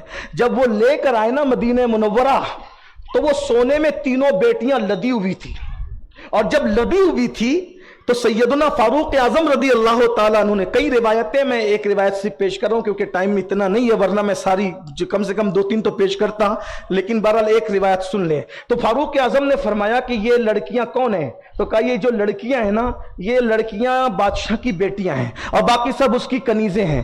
تو کہا اس میں یہ 2 میں جو یہ 3 میں یہ ہے نا یہ لڑکی یہ بہت غصے سے کچھ کا کچھ کہتی ہے. کیا کہتی ہے؟ تو فارسی زبان جو صحابی جانتے تھے کہا کہ یہ اپنے باپ داداؤں کو کوس رہی ہے کہ نامردوں میں دم نہیں تھا تو مسلمانوں سے لڑے کیوں؟ ہم گھر چھوڑ کے کبھی ہم نے آنگن نہیں دیکھا، یہ آج مسلمانوں کے سامنے انہوں نے ہمیں قیدی بنا دیا، اگر نہیں دم تھا تو نہیں لڑتے. اور فاروق اعظم رضی اللہ تعالیٰ، 2 روایتیں ملتی ہیں لیکن میں ایک پڑھ رہا ہوں، فاروق اعظم کے حوالے سے پڑھ دوں. مولا علی کی بھی روایت ہے. فاروق اعظم نے کہا یہ لڑکی بڑی بہادر ہے، یہ لڑکی بہت بہادر ہے، اس لیے میں یہ چاہتا ہوں کہ یہ 3 بیٹیوں کو آزاد کر دو اور اس میں ایک کا جو نکاح ہو اس بہادر کے ساتھ، جس کا نکاح ہو اسے حسین ابن علی ہونا چاہیے. اسی خاتون کو شہربانو کہا گیا ہے. تو ایک بیٹی کس کے نکاح میں گئی؟ امام حسین کے نکاح میں. ایک بیٹی شہربانو کی بہن عبداللہ ابن عمر کے نکاح میں، اور ایک بیٹی محمد ابن ابو بکر کے نکاح میں.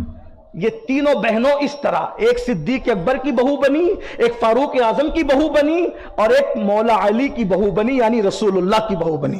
کیا نصیبہ لائے تھے صاحب، بغیر کوشش کے اتنے بڑے بڑے گھرانے کی بہو. تو حضرت عبداللہ سے جو بیٹا پیدا ہوا اس کا نام تھا سالم.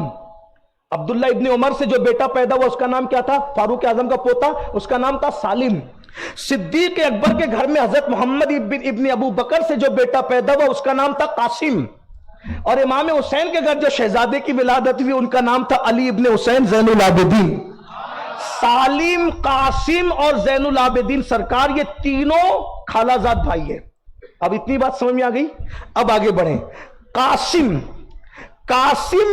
جو تھے وہ شادی کرتے ہیں حضرت ابو بکر صدیق کی پوتی، یہ پوتے ہیں صدیق اکبر کے، ابو بکر صدیق کی پوتی عبد الرحمن ابن ابو بکر کی بیٹی اسما سے.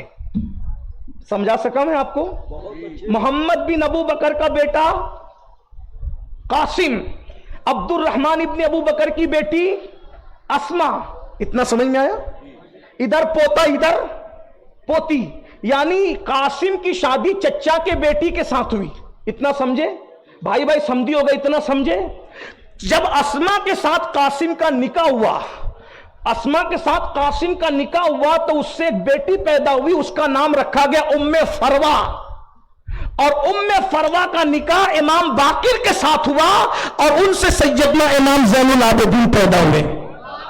تو یہ جو ام فروا تھی یہ نجیب الطرفین صدیقہ تھی، باپ کی طرف سے بھی صدیقی تھی اور ماں کی طرف سے بھی صدیقی تھی، یعنی 2 نسبتیں مل رہی تھی ام فروا کو. اس لیے امام جعفر صادق فخر سے کہتے تھے علی نے تو ایک بار پیدا کیا، ابو بکر نے مجھے 2 مرتبہ پیدا کیا. یہ صدیق اکبر ہے، یہ فاروق اعظم ہے. بات جو آخری کرنے چلا تھا 2 میں سے ایک سن لے، اب بات ختم ہوتی ہے. ان کی کوئی برابری نہیں کر سکتا. کن کی؟ انما یرید اللہ. ایک مرتبہ برابری کرنے کے لیے ایک بزرگ آگے بڑھے. بغض میں عداوت میں نہیں، لیکن فاروق اعظم نے پھر ان بزرگوں کو بتایا. جب مال غنیمت زیادہ آیا تو فاروق اعظم نے جتنا نذرانہ بدر کے صحابہ کو دیا، بدری صحابہ کو، اتنا ہی نذرانہ امام حسن اور امام حسین کو دیا. اب سن لیجئے، بس بات ختم ہو رہی. کتنا نذرانہ؟ بدر والوں جتنا نذرانہ کس کو دیا؟ امام حسن اور امام حسین کو. تو اس وقت حضرت عبداللہ ابن عمر فاروق اعظم کے بیٹے تھے، کہتے ابا یہ تو گلی میں کھیلتے تھے، میں جنگوں میں شریک ہوتا تھا، آپ نے ان کے برابر مجھے نذرانہ نہیں دیا. ارے برابر نہیں دیا، ان سے بڑھ کے نہیں دیا، کم سے کم برابر تو دیتے، کیونکہ ان کی میری برابری نہیں ہے، میرے مجھ سے عمر میں کم ہیں. اب مجھ سے کون کہہ رہا؟ عبداللہ ابن عمر. بغض میں نہیں، عداوت میں نہیں، بلکہ یہ چاہتے ہیں کہ ان کی عمر چھوٹی ہے. ان کی عمر، بعض لوگوں کی عمر چھوٹی ہوتی ہے مگر وہ چھوٹے نہیں ہوتے. یہ سبق ہم کو عباس ابن عبد المطلب نے سکھایا، نبی کے چچا نے. جب کسی نے پوچھا آپ بڑے ہیں کہ نبی بڑے؟ کہا بڑے تو وہی ہے، میں پہلے پیدا ہو گیا ہوں. پہلے پیدا ہونا بہت اہمیت کی بات نہیں ہے. تو حضرت عبداللہ ابن عمر نے کہا میں ان سے عمر میں بڑا ہوں، ان سے زیادہ نذرانہ نہیں دیتے، ان کے برابر تو دو. مسلک فاروقی کیا ہے؟ ایسے جذبے رکھنے والوں کو اللہ بابا فرید جیسی اولاد عطا کرتا ہے. فاروق اعظم نے کیا کہا؟ او عمر کے بیٹے عبداللہ، تو حسن و حسین کی برابری کرتا ہے. اگر حسن و حسین کی برابری کرنا ہے تو پھر مجھ سے سن، ان کے نانا جیسا نانا لا، ان کی ماں جیسی ماں لا، ان کی خالہ جیسی خالہ لا، ان کے ماموں جیسے ماموں لا. ارے لے آؤ ان جیسے. ان کا نانا محمد رسول اللہ ہے، لا سکے گا ایسا نانا. ان کی امی فاطمۃ الزہرا ہے، لا سکے گا ایسی ماں، لا سکے گا ایسی خالہ. رقیہ، کلثوم، ام کلثوم، زینب لا سکے گا. ماموں ابراہیم اور قاسم جیسے لا سکے گا. نانی جس کے لیے عرش سے سلام آتا ہے، ایسی نانی لا پائے گا. اور جب نہیں لا پائے گا تو ان کی برابری نہ کر. ان کی کون برابری؟ عبداللہ ابن عمر جیسی ہستی. آخری روایت ابن عساکر. فاروق اعظم کے دل میں کیا محبت تھی مولا علی. لوگ بعد میں آ کر کے سکھا رہے ہیں. اپنے زمانے کے بڑے عظیم مولائی کو عمر ابن خطاب کہتے ہیں. ہاں، مولائی کا مطلب جو مولا مانے، بس یہی بات ہے. لیکن وہ سچا مولائی ہے جو مولا کو بھی مانے اور مولا کی بھی مانے. بس اتنی سی بات ہے. ابن عساکر کے حوالے سے روایت پڑھ رہا ہوں، اینڈ اسی پہ کرتا ہوں. ایک دن محفل سجی ہوئی ہے. توجہ، بہت خوبصورت بات ہے، اسی پہ بات اینڈ ہوتی. ایک دن محفل سجی ہوئی ہے. ابن عساکر لکھ رہے ہیں، اپنے الفاظ کے جامع میں پیش کروں. محفل سجی ہوئی ہے، سب لوگ محفل میں آ کے بیٹھ گئے. آخری میں مولا علی آئے. آخری میں مولا علی آئے. اس پر سنیوں کو سبحان اللہ کہنا چاہیے، کیونکہ مولا علی آئے. ہاں، مولا علی آئے. آخری میں مولا علی آئے. پوری محفل بھری ہوئی تھی. مولا علی محفل میں دیکھنے لگے. وہ زمانہ غالباً فاروق اعظم کا زمانہ تھا. زمانے کے بارے میں غالباً کہہ رہا ہوں، لیکن روایت یقیناً ہے. اس کا ذمہ دار میں ہوں، ابن عساکر نے لکھا ہے. فاروق اعظم کہاں بیٹھے ہوئے تھے؟ بھائی ظاہر سی بات ہے کہ محفل کی جو جانے محفل تھا وہ محفل کے بیچ میں بیٹھا ہوا تھا. اکثر جانے محفل کے بیچ میں بیٹھتے ہیں. جب مولا علی آخری میں آئے تو آنے کے بعد سیدنا فاروق اعظم کھسک گئے اور کھسک کر کے مولا علی کو اپنی جگہ بٹھایا. یہ ہیں تیرے چاروں ہمدم ایک جان ایک دل، ابو فکر فاروق عثمان علی ہے. تیرے در کا درباں ہے جبریل اعظم، تیرا مدح خواہ ہر رسول و ولی ہے بیتاب جس کے لیے عرش اعظم، وہ اس راہ روے لا مکان کی گلی ہے. فاروق اعظم کھسک گئے اور کھسکنے کے بعد اپنی جگہ پر ان کو بٹھا دیا. مولا علی جتنی دیر بیٹھنا تھا بیٹھے. مولا علی جتنی دیر بیٹھنا تھا بیٹھے. اٹھ کر کے چلے گئے. اٹھ کے چلے گئے تو کسی نے جانے کے بعد کہا تم نے علی کے لیے جگہ چھوڑ دی. اس کا مطلب جگہ چھوڑنے پر بھی کسی کو کچھ نہ کچھ ہوتا ہے، اس کو کچھ نہ کچھ تکلیف ہوتی ہے. تو کہنے والے نے کہا کہ تم نے علی کے لیے جگہ چھوڑ دی. اس کا مطلب ایسے دور میں بھی لوگ پیدا ہو گئے تھے لیکن مولا علی مضبوط، فاروق اعظم مضبوط، تو بیچ کے لوگوں کو پھر یارہ نہ تھا نا کچھ کرنے کا، تو کچھ کر نہیں پاتے. ابھی آج کے کچے کان ہو گئے نا آپ لوگوں کے. اس یوٹیوب سے سنا تو کہیں وہ مان لیا، وہ یوٹیوب سے سنا تو وہ مان لیا. یوٹیوب سے دین لیتے ہو؟ دین یوٹیوب سے لینا ہے کہ صوفیہ سے لینا ہے؟ اللہ والوں سے کس سے لینا ہے بھائی؟ عقل سے کام لو.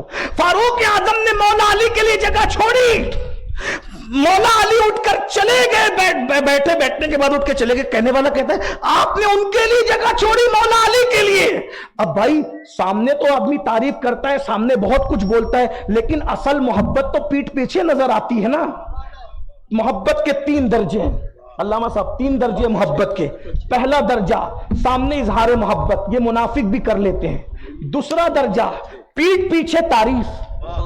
تیسرا درجہ پیٹھ پیچھے لڑنا محبوب کے لیے، یہ آخری درجہ ہے محبت. اس درجے پہ بھائی لوگ بھی فائز نہیں ہوتے، اس درجے پہ ہر مرید بھی فائز نہیں ہوتا، اس درجے پہ ہر خلیفہ بھی فائز نہیں ہوتا.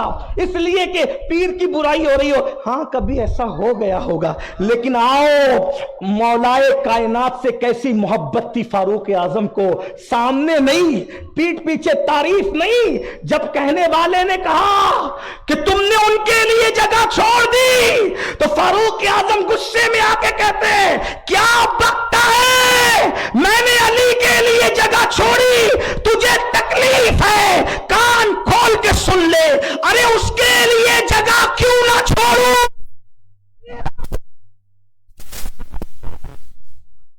مومنوں کا مولا ہے. وما علینا الا البلاغ. السلام.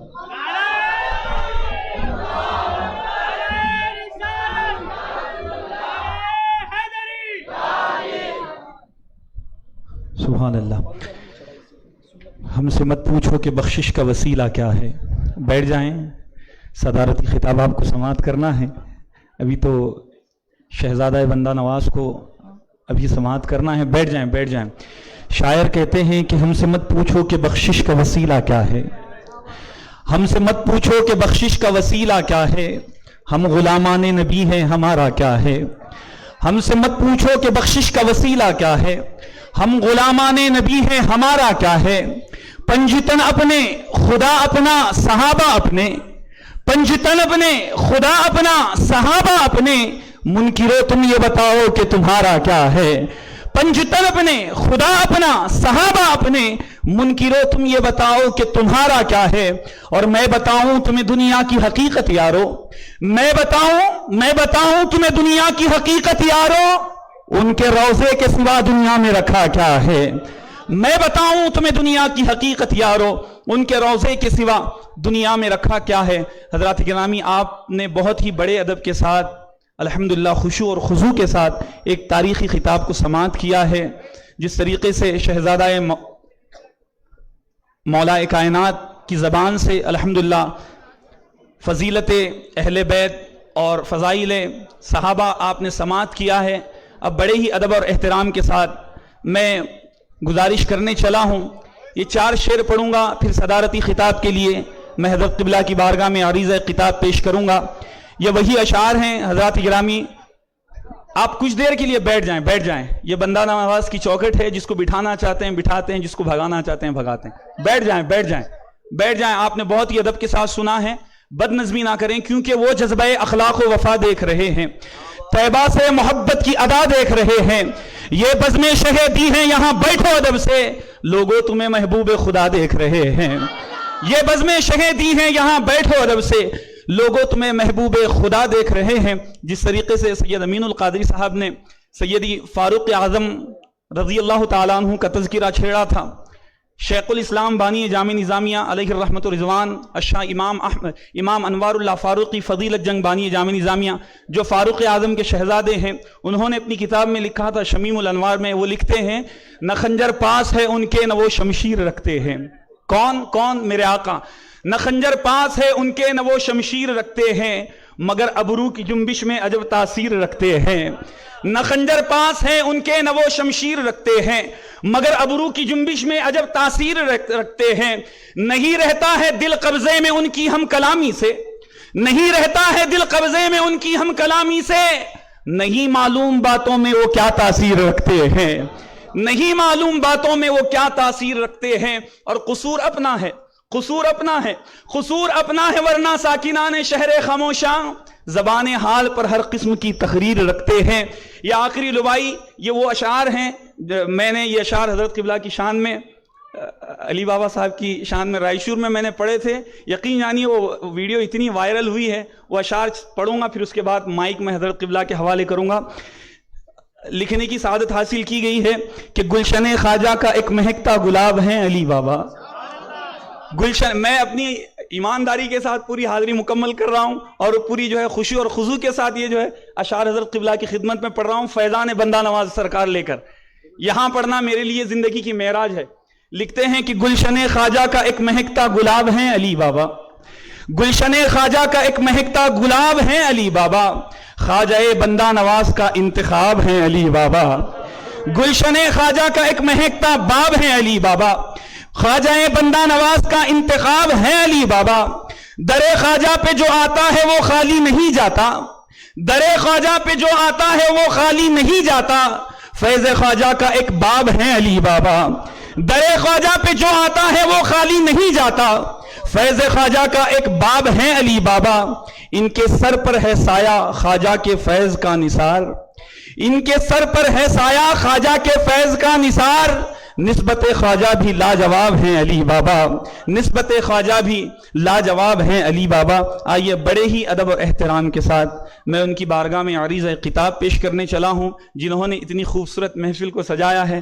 میں بلا تاخیر گزارش کرنے چلا ہوں، آل نبی اولاد علی شہزادہ بندہ نواز تقدس ماں پیر طریقت حضرت حافظ و قاری سید محمد علی حسینی صاحب قبلہ سجادہ نشین بارگاہ حضرت خواجہ بندہ نواز گیسو دراز علیہ الرحمت رضوان و صدر نشین خواجہ ایجوکیشنل سوسائٹی و چانسلر خواجہ بندہ نواز گیسو دراز یونیورسٹی و صدر نشین کرناٹک اسٹیٹ وقف بورڈ۔ نعرہ تکبیر، نعرہ رسالت، نعرہ حیدری۔